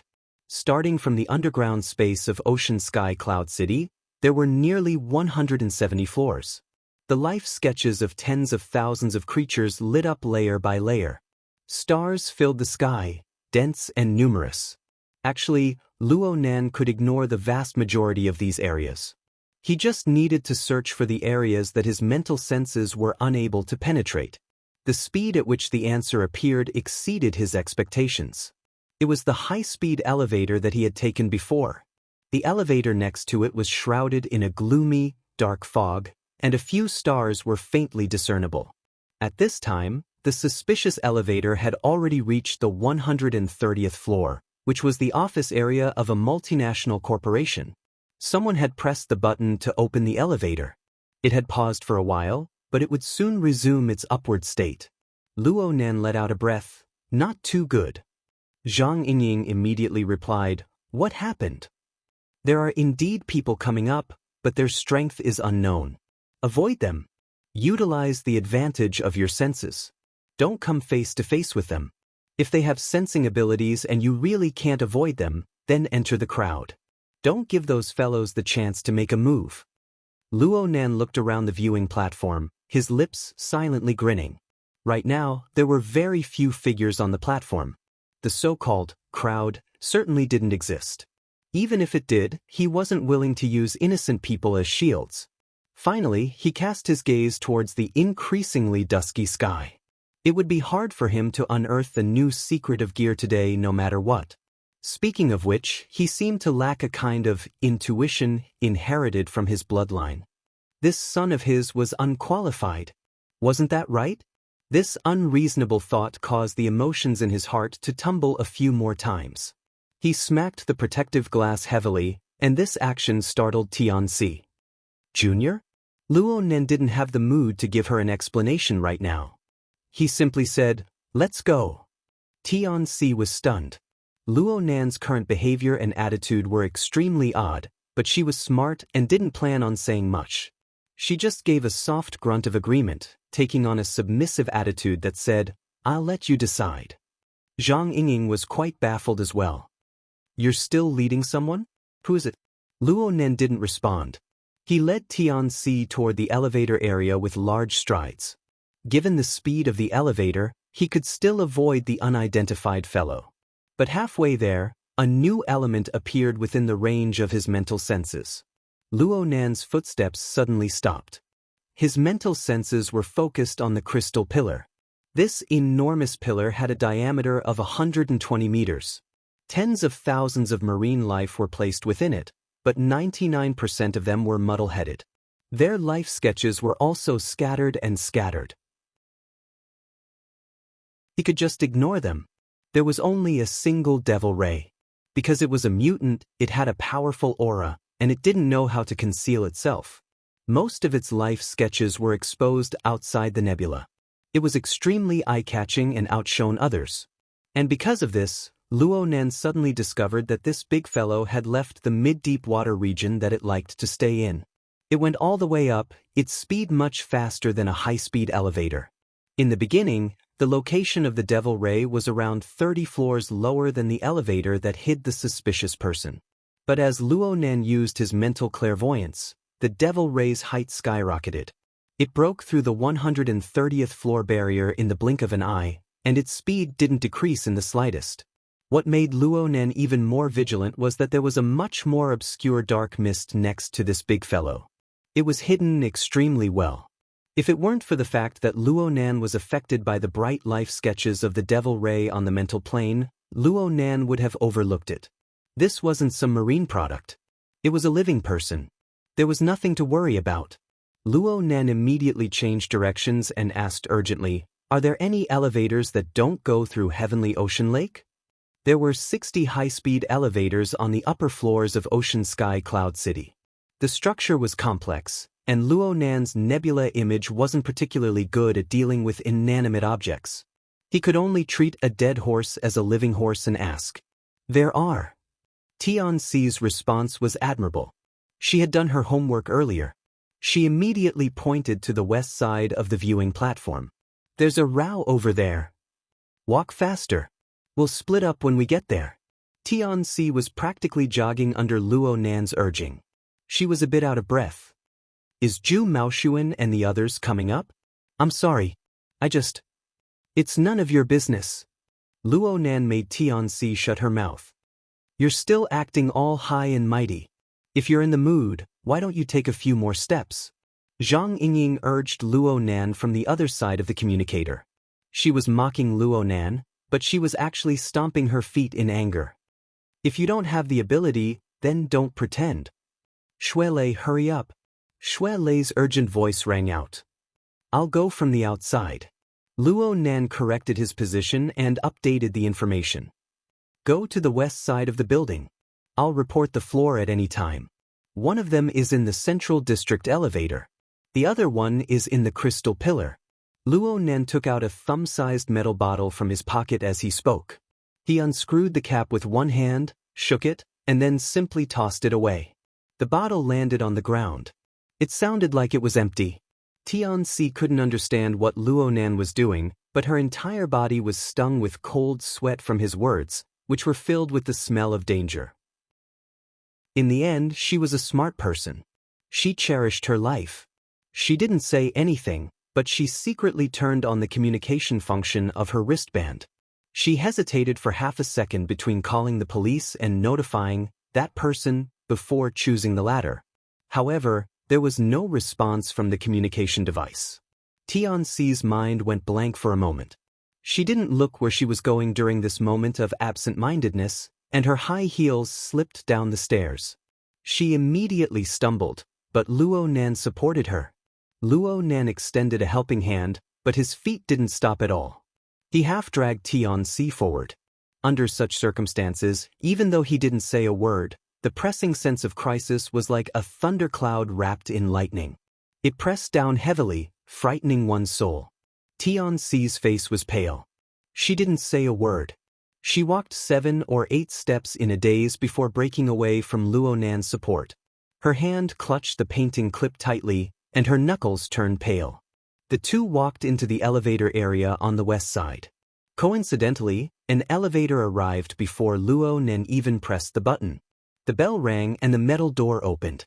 Tianxi's mind was numb right now. She followed her instincts to move forward, but she was suddenly pulled by Luo Nan. She immediately lost her balance, and her petite figure fell backward. She bumped into Luo Nan's shoulder, and she was pushed back. She let out a low cry, and the painting clip in her hand slid to the ground. The two people retreated at the same time, stepped on it one after the other. Not only was it dirty, it even cracked from being stepped on. But Tianxi couldn't care about these details right now. A figure slowly walked out from behind the opened elevator door.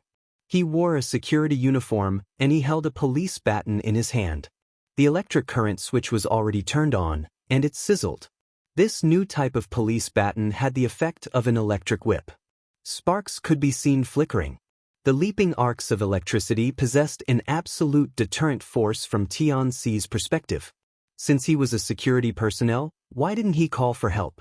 It was because this person's face was a strange appearance that made one's blood run cold. Dilated pupils, stiff flesh, and flowing snot and tears. Everything presented was filled with fear. The corner of his mouth split open, twitching upwards. Just looking at this part of his face made it seem like he was grinning in laughter. His face was forcefully inserted with completely opposite emotions. From Tianxi's perspective, this scene was even more terrifying than the scene of the devil ray charging into the crystal pillar. At the very least, that electric baton was real. "He's crazy," Tianxi moaned. The crazy security guard's throat emitted a strange ho-ho sound just as Tianxi's voice fell. He exerted force with his feet, brandishing the electric baton as he charged over. Tianxi let out a short cry of alarm, and her body shrunk behind Luonan. Just as she hid in the shadows behind Luonan's back, the muffled sound of a heavy object smashing into something rang out.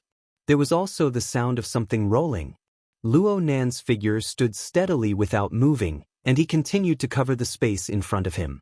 Tianxi breathed in with great effort to restore her calm. She vaguely heard Luonan say something in a low voice. Chapter 298. Tianxi didn't understand what Luonan said at all. She just saw the crazy security guard fall face first to the ground. The baton slipped from his hand and slid all the way to their feet. She instinctively wanted to pick it up and use it to defend herself, but Luonan kicked the baton away the moment she bent down. "Don't delay. Take this elevator and leave first." Luonan urged Tianxi to move faster. Tianxi hesitated for a moment before walking out from behind Luonan. She walked toward the elevator when another ding rang out. A second elevator had arrived. Its location was right next to the previous elevator. Tianxi took a step forward and was half a step ahead of Luonan. She raised her head and saw the same scene from before. Two security guards with the same expression came out of the elevator. One of them was even carrying a riot gun.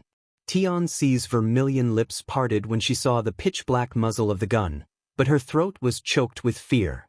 She was unable to make a sound. She no longer had the chance to hide this time. But it was also because of this that her pupils dilated from fear clearly reflected the entire process of the two crazy security guards' eyes rolling white as they silently fell to the ground. There were no sound or light effects during the entire process. It was like a pantomime. The people on the viewing platform outside didn't notice anything. But the more it was like this, the more bizarre and mysterious elements seeped into the bottom of her heart. Tianxi subconsciously covered her mouth. Her ice-cold palms felt a bit of warmth from the breath, allowing her to confirm that she was still in the real world. But why did she get involved in a conflict of this level? Luonan didn't have the leisure to ponder over a girl's mind. He saw that Tianxi couldn't move her legs, so he gave her a light push. "Hurry up!" Tianxi bit her lips and took 2 steps forward. However, at this moment, the faint sound of motors suddenly stopped, and the display screens of the entire row of elevators on this side had all turned off. The power was cut off, and the metal doors automatically closed, isolating Tianxi outside. Whether it was Tianxi or Luonan, they were both stunned for a moment. Half a second later, Luonan grinned. It was hard to tell if he was smiling or not. The other side doesn't fight a battle unprepared. A muffled vibration came over just as Luonan finished speaking. The two trembled slightly beneath their feet. An earthquake? Tianxi's first thought was an earthquake that had persisted for over a month. But the second wave of vibration came right after. There was also the sound of crashing water. It clearly came from the direction of Heavenly Ocean Lake. The few tourists on the viewing platform were all extremely shocked.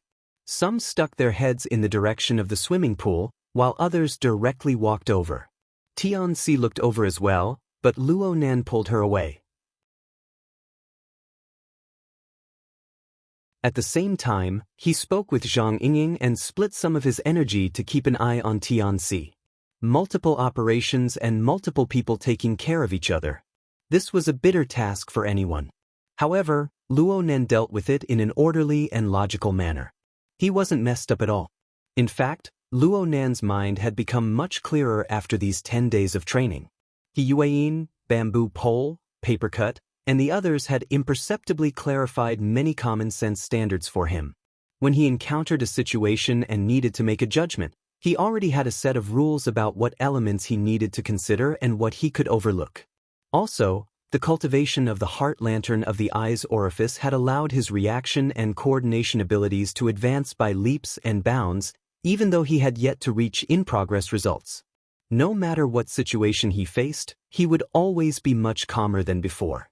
He even split some of his mental energy. Leister, be a bit steady. Don't charge too fiercely.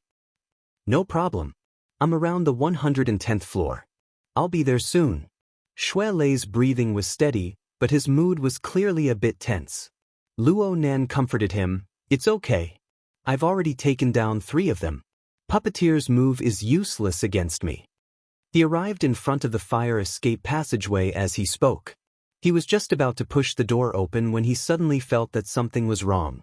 The heart lantern of the eye's orifice flickered, and he immediately retracted his arm. He was just a hair away from stabbing his finger with the dark green beetle's pincers on the door handle. The sharp edge of the pincers was serrated, and there was a layer of green and lustrous light. The result of stabbing him would probably not be good. The attack missed, and the beetle, which was the size of a fist, buzzed. It spread its wings and flew into the air, smashing down to cover Luo Nan's face. Tianxi cried out in alarm. Luo Nan's other hand grabbed the loose-leaf notebook, and he swung it like a fly swatter. The dark green beetle leaped up to avoid Luo Nan's attack, and then it pounced down. It displayed inconceivable agility.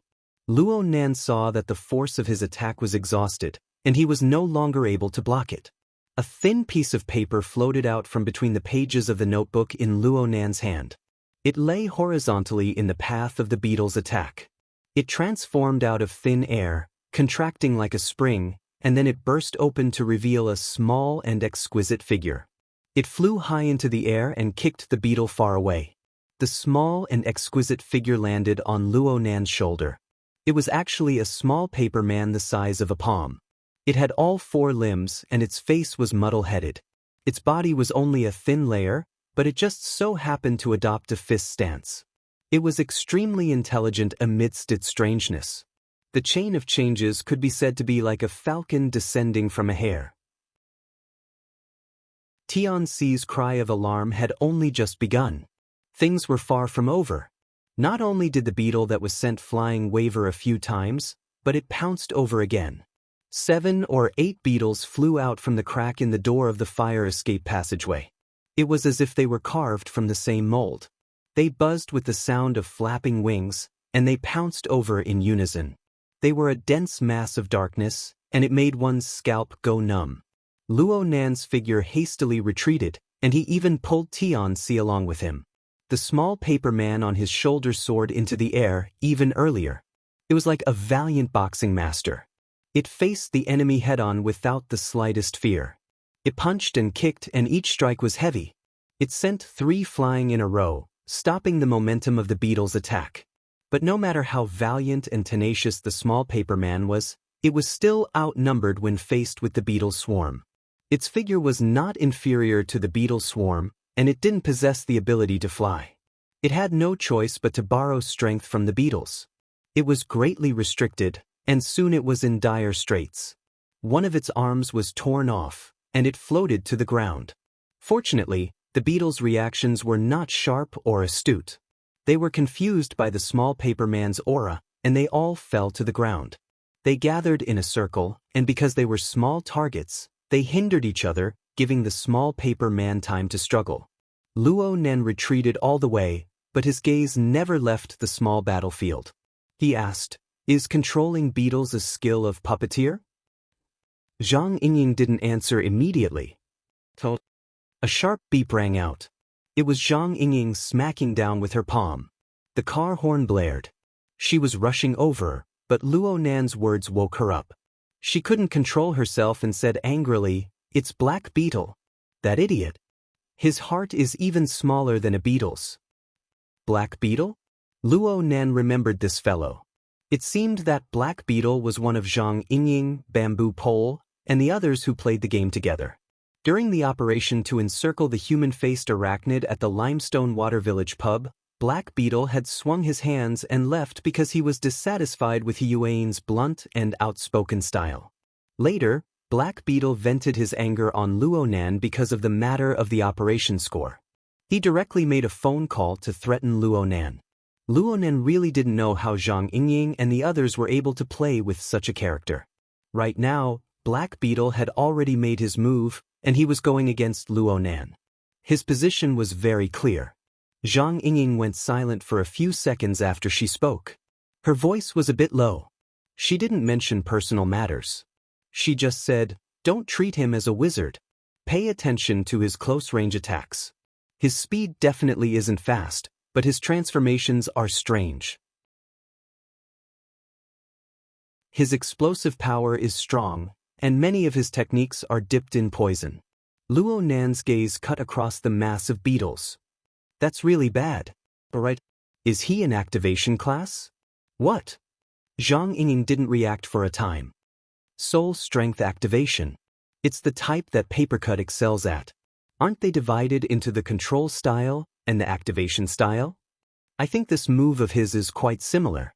Zhang Yingying didn't understand what he meant. She could only say, "It's the activation class. But I'm telling you to be careful of his close-range attacks. That's what counters you the most." "I know."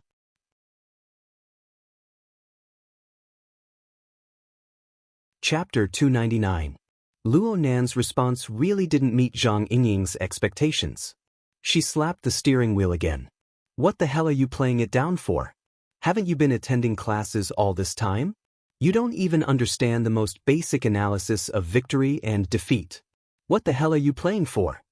What in the world did the secretary teach you?" "I've learned a few things. The most basic principle is to analyze the advantages and disadvantages of the enemy and myself. We should play to our strengths and avoid our weaknesses. We should seize the enemy's weakness and attack them to death. Also, you need to have absolute confidence in your own advantages. You absolutely can't lose momentum. That bastard Cragburst must have fed you some kind of bewitching soup." "Amazing." Luo Nan expressed his admiration very sincerely, but it angered Zhang Yingying to the point where she fell backwards. She really wanted to grab this kid by the ear and lecture him, but this really wasn't the time to talk nonsense. She could only grit her teeth, endure her temper, and speak layer by layer.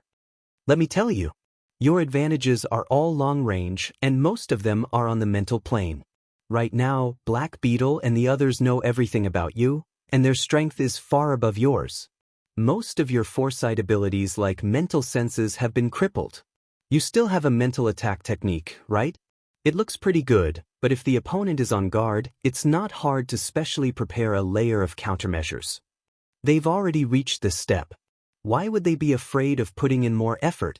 Luo Nan listened earnestly to Zhang Yingying's analysis, but he declined to comment. In the end, he just hung his head slightly, closed his eyes, and breathed out, adjusting his state. When he opened his eyes again, he gave a simple answer.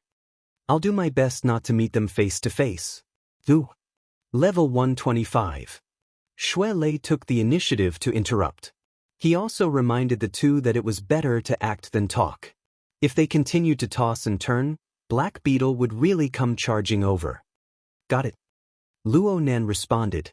From beginning to end, whether it was Xue Lei or the two dangerous targets, they were all within the range of his senses. He had a grasp of their respective rhythms of action. He even estimated the specific data. Puppeteer is still leading the Devil Ray to crash into the wall. Black Beetle just exited the elevator. The straight line distance is 55 meters, and he's advancing at a uniform speed. There's no better route. Move forward. The first part was an instruction to Zhang Yingying, and the last 3 words were an order to Tianxi, indicating that this senior sister should rush into the fire escape, and he even gave her a push. But insects. Facing more than 10 ugly beetles piled up together, Tianxi's hair stood on end. She was already very strong-willed to keep her legs from weakening.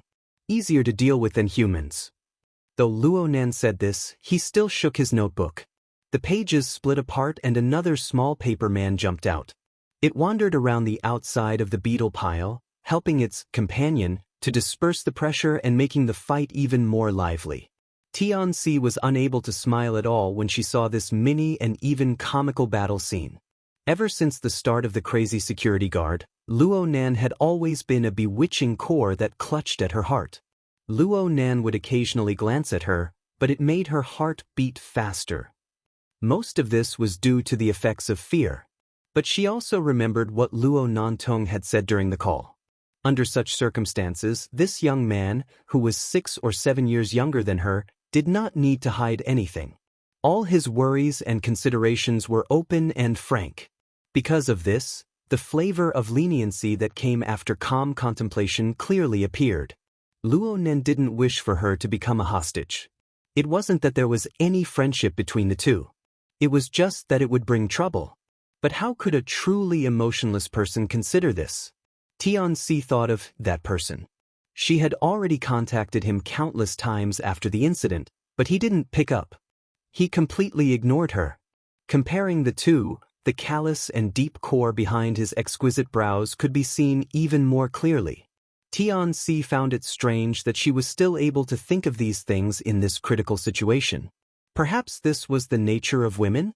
Tianxi laughed self-deprecatingly after a few waves of thoughts churned in her mind. A bit of calmness reappeared from her dazed and chaotic state. She no longer hesitated and doubted pointlessly. She held her breath and carefully walked toward the fire escape ahead of her. The 2 small paper men gathered the beetles into a ball, clearing the path to the fire escape. Luo Nan and Tianxi took a few steps forward. There was a bit of commotion as they passed the beetle swarm. Tianxi instinctively shuddered, but Luo Nan promptly reminded her, "Don't worry about it." Tianxi looked at the wooden door of the fire escape, which was only 2 steps away. She simply closed her eyes and extended her arm forward. She increased the speed of her feet instead of slowing down. Her palm made contact with the door in the span of a breath. The beetles she had been worried about did not turn around to chase after her. There weren't even 1 or 2 extra beetles in the dusky stairwell. Behind her, Luo Nan pushed open the wooden door of the stairwell, but he didn't enter. He just said to Tianxi, "Keep walking down. Don't worry about the elevator." "Aren't we going together?" Tianxi didn't receive a response from Luo Nan at all. The 15 or 16-year-old youth in front of her had long since turned his face to stare at the situation on the viewing platform. His body leaned against the half-open door, his back slightly bent. He could react at any time. Tianxi was a bit hesitant, but before she could speak, a muffled explosion that shook the heart came from the viewing platform. The muffled sound wave was mixed with cries of alarm and screams. A powerful pillar of water sprayed out from the center of Heavenly Ocean Lake. It rushed all the way to the dome above, sweeping away the gorgeous decorations hanging from it. What was even more shocking was the enormous shadow within the pillar of water.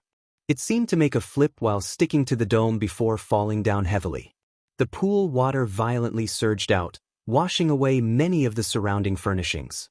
The tourists who had surrounded the pool to watch the show, driven by curiosity, were swaying left and right. Some even slid into the water, screaming over and over.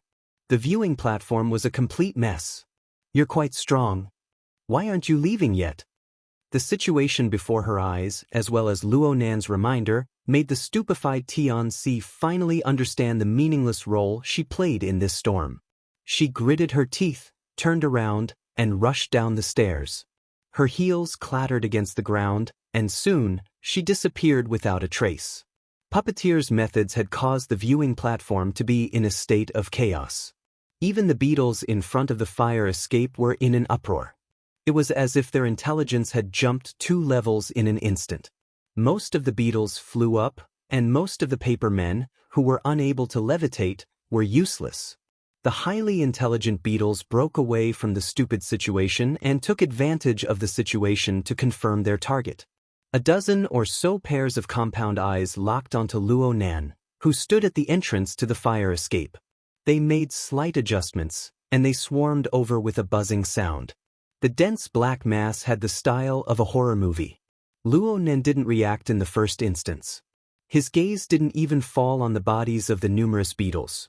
Instead, it pierced through the middle and fell on a certain person on the viewing platform. The viewing platform was in a state of chaos due to the magnificent power of the Devil Ray. A crowd of tourists clutched their heads, and some fled. There were a few unlucky people who were still struggling in the water. Only the person Luo Nan's gaze was pointing at was dressed in black clothes with the demeanor of an investigator. He wore a gaudy necktie, and he had one hand in his pocket. He walked over unhurriedly. He was on a completely different line from the others. Though his pace was calm, his speed was actually extremely fast.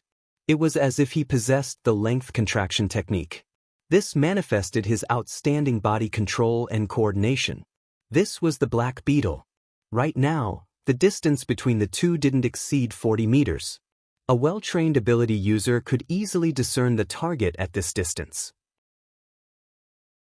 Black Beetle rushed at Luo Nan and laughed.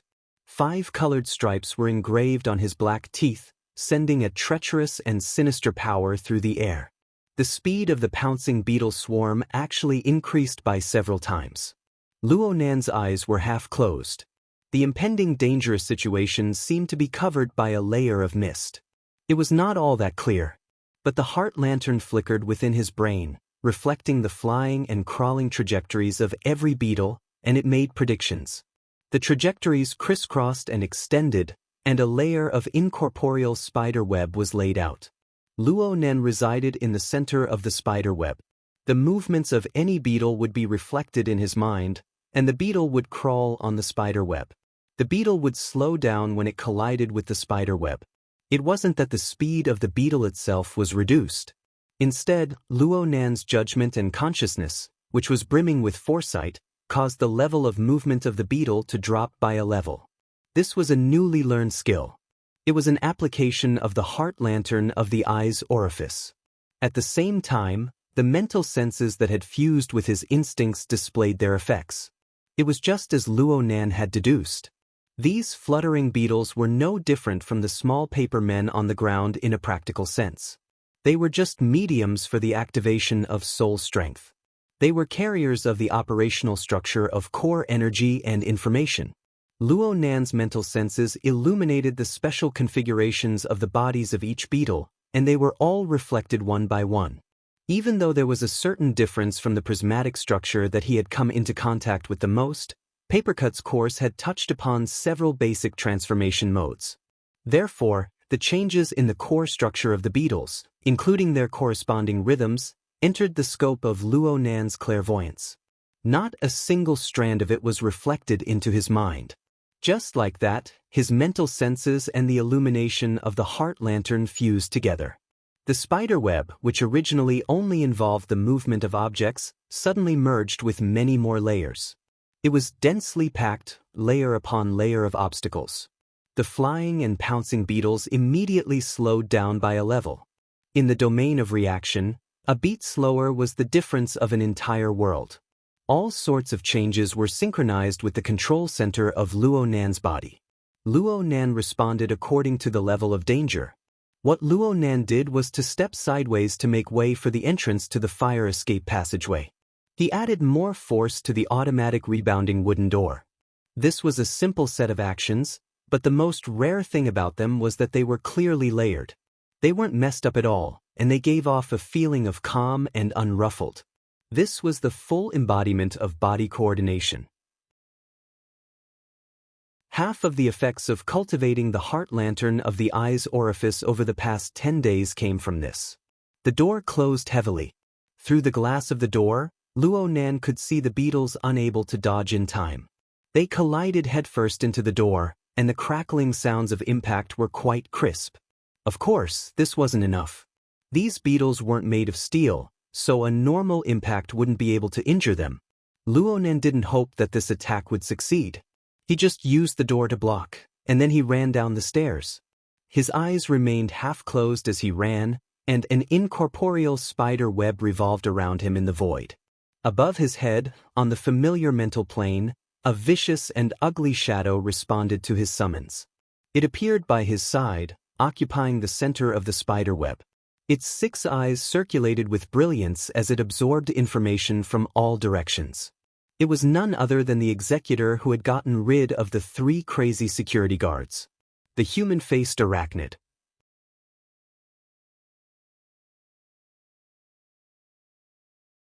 Chapter 300. The human-faced arachnid in Luonan's hands was not an original type. It was a product of faith developed by the Order of Justice. It was a high-quality imitation version that Luonan had personally created.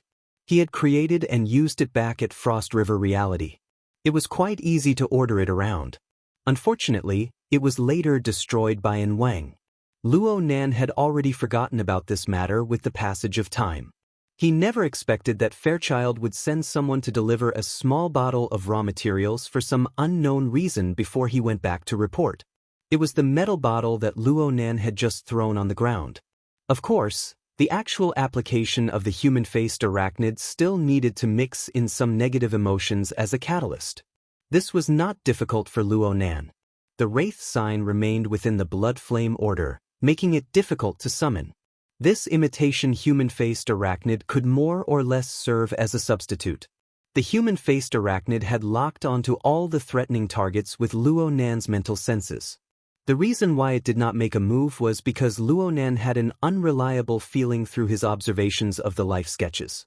He was like an experienced sniper who had a premonition of hitting or not hitting the target before pulling the trigger. No matter how bad the premonition was, it was impossible for Luonan to hesitate any longer.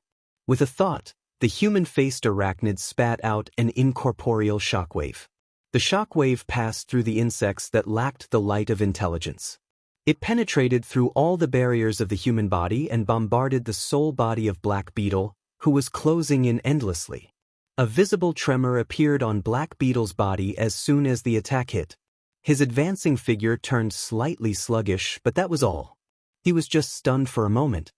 His head tilted slightly, and his gaze behind his sunglasses seemed to be able to penetrate the structure of the building to land on Luonan. All right, Zhang Yingying's jinx had come true. His long-range attack really did not have any effect. Speaking of which, this was not a rare thing. Luonan had seen many problems with the siege hammer being ineffective. The human-faced arachnid had wreaked havoc in Xia City for nearly a month.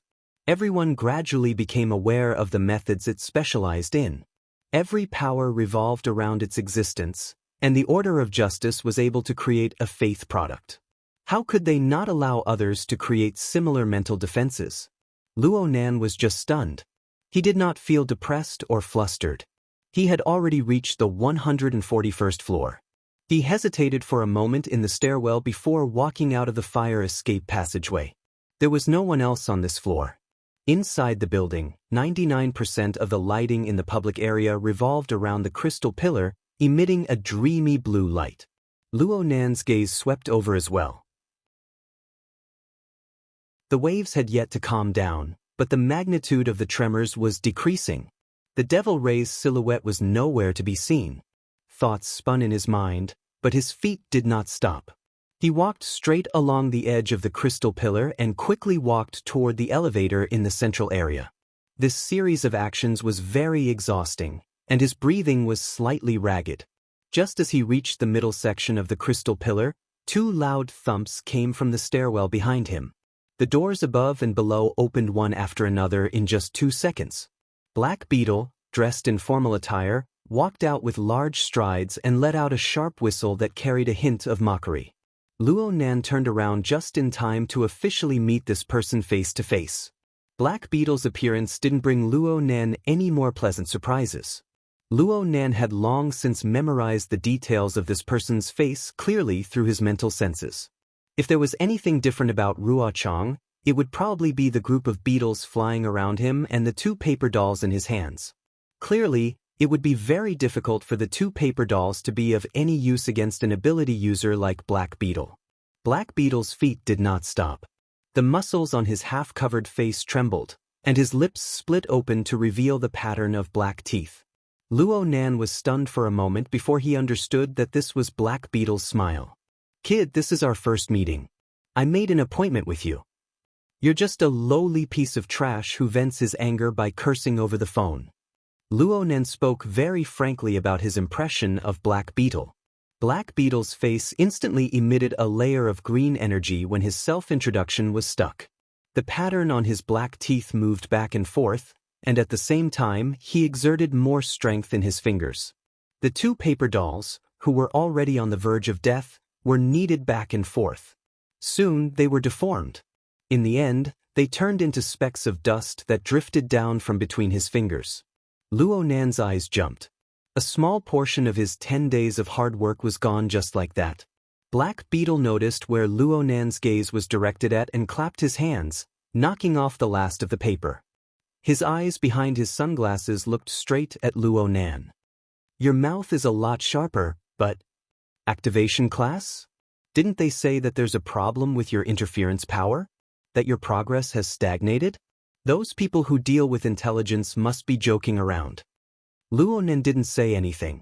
His field of vision covered Black Beetle as well as his own kind that fluttered around him. The heart lantern of the eye's orifice and his mental senses worked in sync. From beginning to end, Luo Nan analyzed and made predictions. Luo Nan was still moving backward while his mind was focused on observing. He was facing Black Beetle. He walked backward, but his speed was not slow.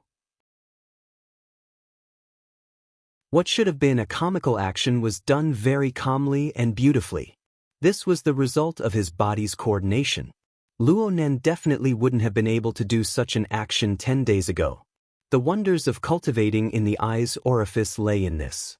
It wasn't simply training the eyes. It was a kind of cultivation that encompassed the entire body. According to Gym Master Xiao, this was the beginning of a lifetime of cultivation. It played the role of summarizing the essentials. Luo Nan's strength, speed, and other hard indicators might not have made much progress over the past 10 days through targeted practice, but all of his abilities related to integration, coordination, and control had clearly increased. Even Black Beetle raised an eyebrow when he saw this scene. "You've spent quite a bit of effort in training that robotic woman. Is it because you've licked her to your heart's content?" Black Beetle's words were far from the main topic, and they were even more unbearable to the ears. Luo Nan's eyelids twitched, but his rhythm of observation and retreat was not disrupted. There was only a distance of 10 meters left between him and the edge of the central crystal pillar. He just needed to make a turn there, and he would reach the elevator area. Black Beetle twisted his neck. His footsteps seemed slow, but they were actually fast. He strode in close pursuit. "What are you running for? Do you still remember what I said? We're going to play slowly. My words must be true. My actions must be resolute. This has always been my motto." No matter how Black Beetle provoked, probed, and mocked him, Luo Nan made up his mind not to say a word. He knew that the real show had yet to begin. He was happy to see this situation. Shui Lei had already broken through the threshold of the 130th floor. There was only a straight line distance of 40 to 50 meters left. However, the difficulty of climbing a building and running were different in the end. Plus, the difference in speed between Luo Nan and Black Beetle was very clear. Black Beetle took a few steps, and the distance between the two closed to around 30 meters. Luo Nan blinked, and his eyelids drooped down. The scene before his eyes turned a bit fuzzy. Black Beetle's method of advancing looked ordinary, but it was actually full of tricks and changes. Any tiny movement of his shoulders, hips, waist, and spine could be seen as a prelude to some change. Plus, his exuberant aura of life and his self-formed self-logic obscured the details of the life sketches from beginning to end. This brought great trouble to Luo Nan's analysis and judgment. Luo Nan's spiderweb became even more complex because of Black Beetle's existence. The consumption of energy increased endlessly. Black Beetle's voice cut in at the right time. It was indescribably sinister. Are you sure you want to continue running? It's true that intelligence is often funny, but there are times when it's useful. I know that you have an outstanding range of mental senses. You have decent mental attack techniques, and you even have the ability to activate your class. But your body and soul are out of balance, and your body is reaching its limits. This information isn't wrong, right? Kid, do you feel your fingers go numb, your entire body is burning, and your body is aching? Luo Nan's eyelids twitched. It wasn't just because of the provocation from Black Beetle's words. It was also because the distance between him and Black Beetle had already entered the threshold of 20 meters. For an ability user, Black Beetle could practically reach Luo Nan in a single pounce. Black Beetle's words grew all the more unhurried, but the pressure of his movements continued to increase. Your 3 axes are right there. Everyone can see it. Have you ever learned the analysis of the factors that determine victory and defeat? How to calculate the factors that determine victory and defeat, advantages and disadvantages. Actually, you don't need to lick that robotic woman. Uncle Bug, can teach you step by step right now. Oh, your eyes. It's your eyes, right? Your blood vessels are about to burst. At this very moment, Luo Nan's half-squinted eyes were already glistening with a bright red color. It was just as Black Beetle had said. The blood vessels around his eyes were about to burst. The heart lantern of the eye's orifice was used with mental senses. The results were excellent. The trajectory of activity on the material plane. The source of control on the mental plane. The structure of energy and information that interfered with each other. The elements of different planes corresponded and appeared. They affected and interfered with each other. Only by using a united method could everything be displayed in the most comprehensive manner. It was quite helpful in increasing the progress of cultivating in the eye's orifice. This point had already been displayed when he was watching the fish at the party. But Luo Nan's current cultivation situation could tell that there were hidden dangers in this close relationship. He had felt a sense of crisis for many days, but who would care about these things at this critical juncture? Now, after a round of cultivation, the hidden dangers began to reveal themselves. The most direct and fatal point was the limits of what his body could bear. Black Beetle believed that the time was right. He let out a strange chuckle from his throat. We can keep playing, or we can be honest with each other. Why don't you tell me what you saw in the logic world? The question that came out of nowhere made Luo Nan, who was suffering from the limits of his eyes, feel his heart thump heavily. How many people knew about such a secretive matter? How did the news leak out? Black Beetle grasped an opportunity during Luo Nan's moment of distraction. How could he expect Luo Nan to spit it out? Black Beetle had used a series of oppressive words and actions for the sake of obtaining this opportunity to strike. Black Beetle's figure suddenly blurred, and he flashed out from the swarm of beetles surrounding his body. Even Zhang Yingying would praise him for his explosive power.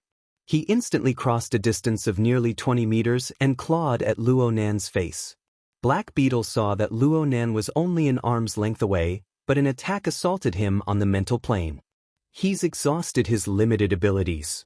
Black Beetle had long since anticipated Luo Nan's response. There were only a few methods this kid could use at his current stage, no matter how one looked at it. Black Beetle had long since made his preparations to take on Luo Nan. He had specially cast a protective spell before taking action. It could withstand at least 5 similar waves of attacks. Black Beetle deliberately stared at Luo Nan's eyes. He hoped that the fear and despair in this kid's heart would spurt out along with the high-pressure burst of blood. Black Beetle would use the Hexa-ear to capture this marvelous scene. He would give it to the robotic woman, to all the old friends who flattered and coaxed this kid, but had forgotten about him. In the next moment, the attack on the mental plane touched the protective net formed by Luo Nan's incantation. Black Beetle saw his wish come true. Blood seeped out from the corner of Luo Nan's eyes. Black Beetle's lips parted, and he welcomed all of this with a smile. Oh, wait a moment. His thoroughly tempered psychic senses sensed something strange. The mental attack came over, but there were no intertwining changes between the attack and the buffer as he had expected. It was empty. But there was a strand of gentle wind. There was even more formless beam of light that was cast inside. The wind passed through the gap, illuminating the earth. You're tuning in to the Dreamy Chapters YouTube channel. We're so grateful for your support, and don't forget to subscribe to join us on this incredible journey through captivating stories. Your generosity through donations truly makes a world of difference, as it's the primary source of revenue that allows me to expand and enhance this channel for you. Thank you from the bottom of my heart for being a part of this adventure.